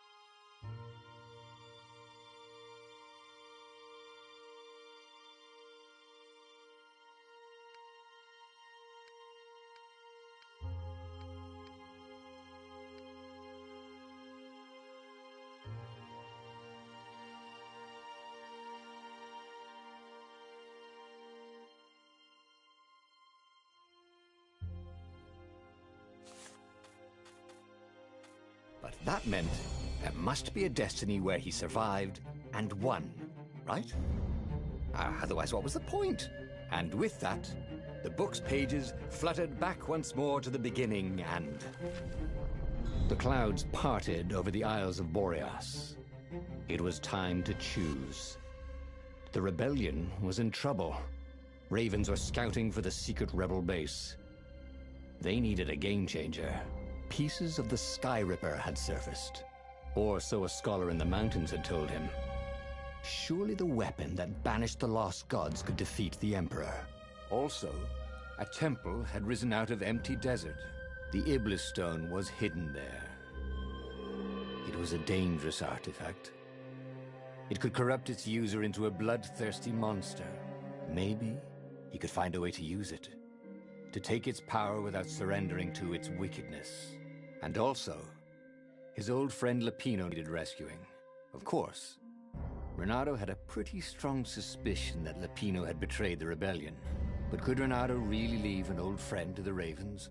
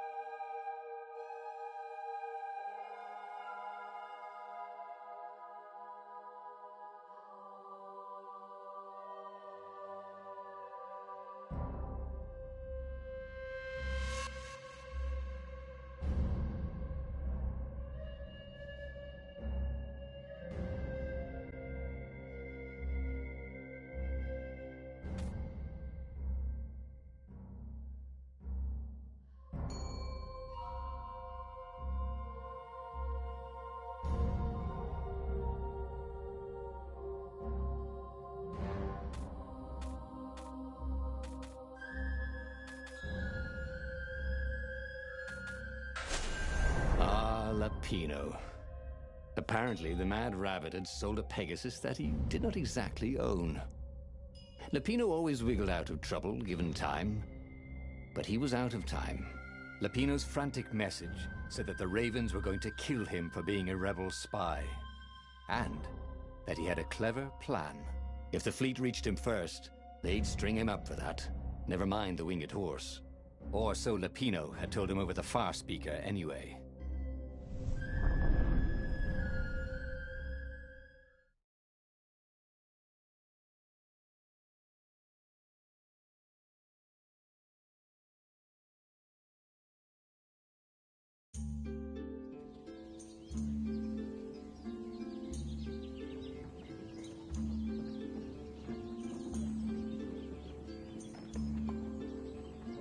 Lapino had apparently managed to confuse the judge by arguing that he hadn't actually stolen a winged horse. He'd only sold it. But wait, where was the prison? The village was empty. Had everybody fled the Ravens?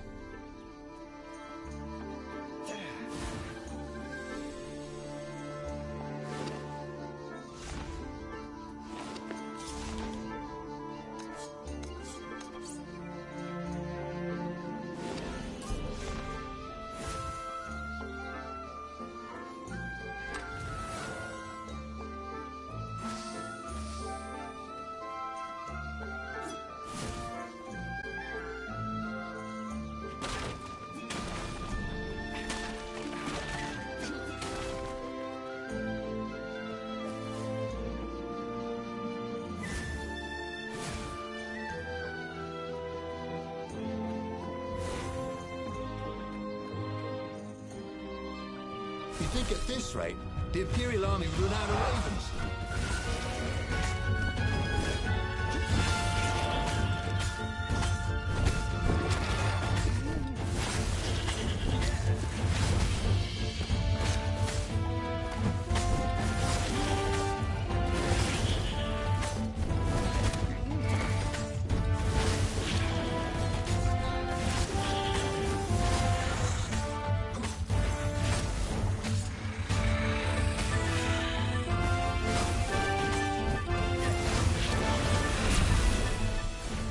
The Ravens had taken the town.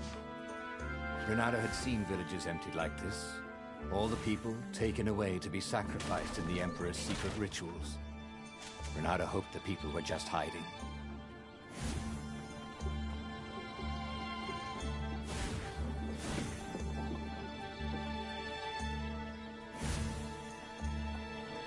Renato, smash!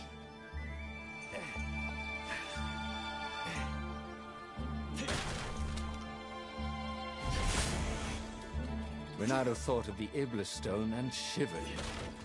He had no business messing with ancient, cruel artifacts. What he needed was his friends around him.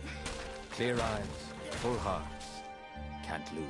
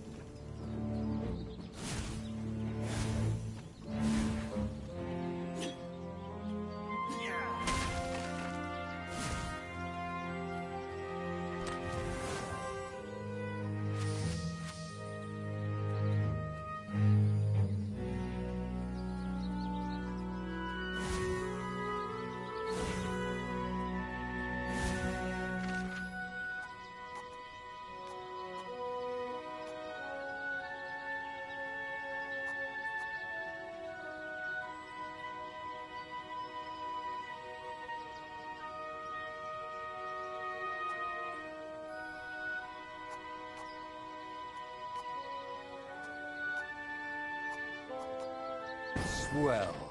He'd always wanted to do that.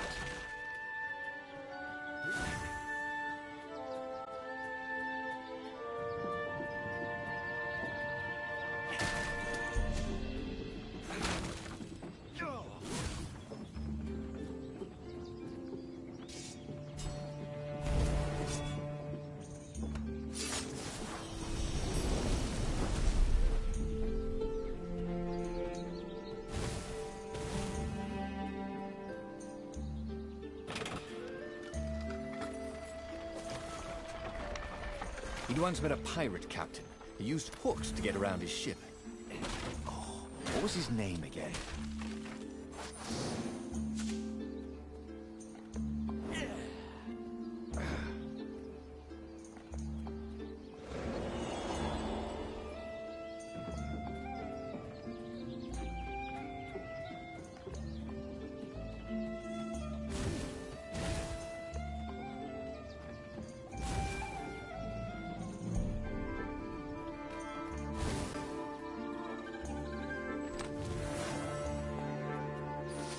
That ought to be enough for a proper sword, he thought.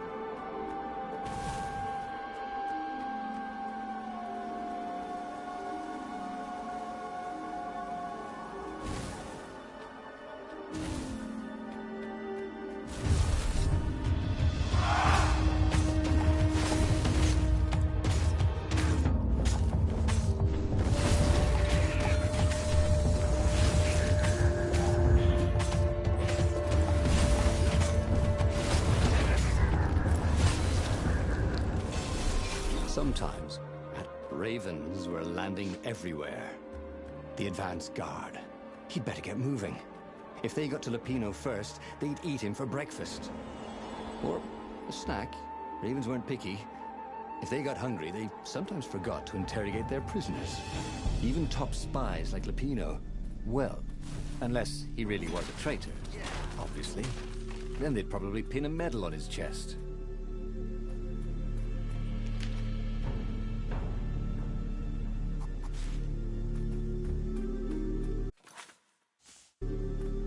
Lupino would betray him. But now Reynardo knew that. What would Lupino do if he knew that Lupino was going to betray him?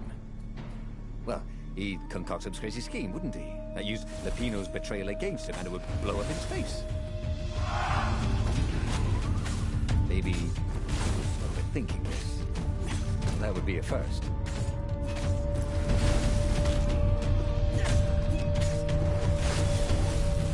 Reynardo was remembering all his old tricks, and some new ones. Now, he really ought to ask for a raise.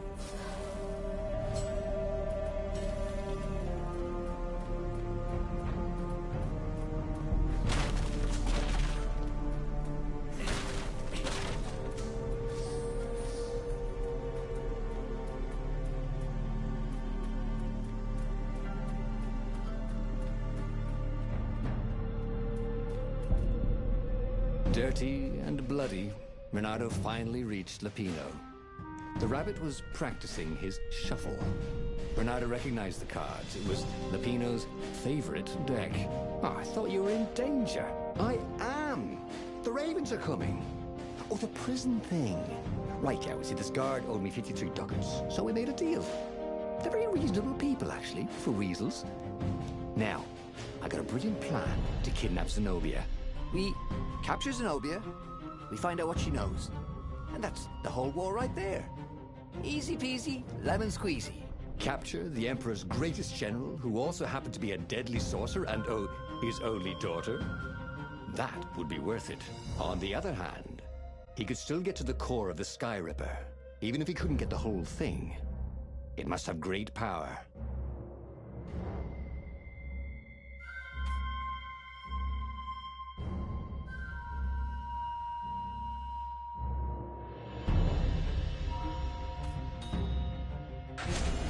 To make the Sky Ripper, the Transcendent Emperor had wrapped an armature around the eye of a god. Bernardo had already let that armature slip away to save Lapino's life. But even its core, the eye torn from a god, surely they could fashion a great weapon from that. The core of the Sky Ripper? Lapino's excited. That's an actual thing that we could just go and get. You've been busy. He sure had. Renato told him all the things he'd been up to. Soon they got to talking about old times, about wages they'd won and lost, and scrapes they'd barely got out of. It was good to be back with his friend. Renato grinned. He had a very good feeling about this.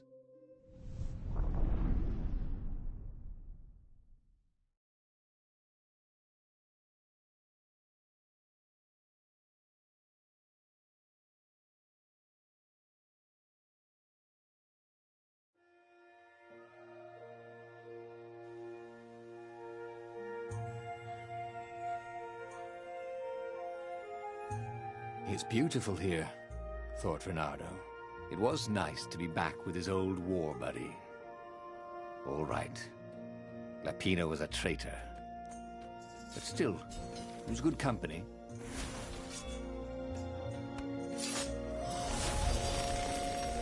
Ooh, what's there?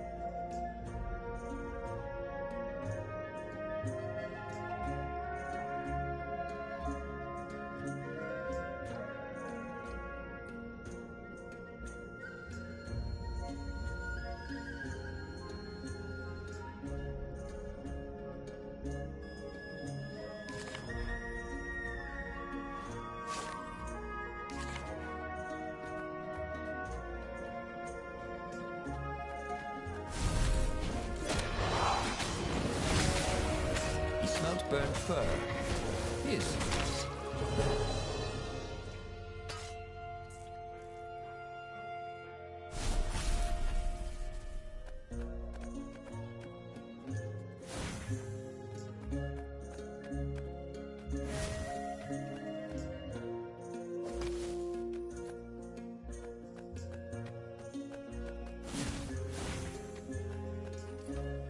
The waterfall was spectacular.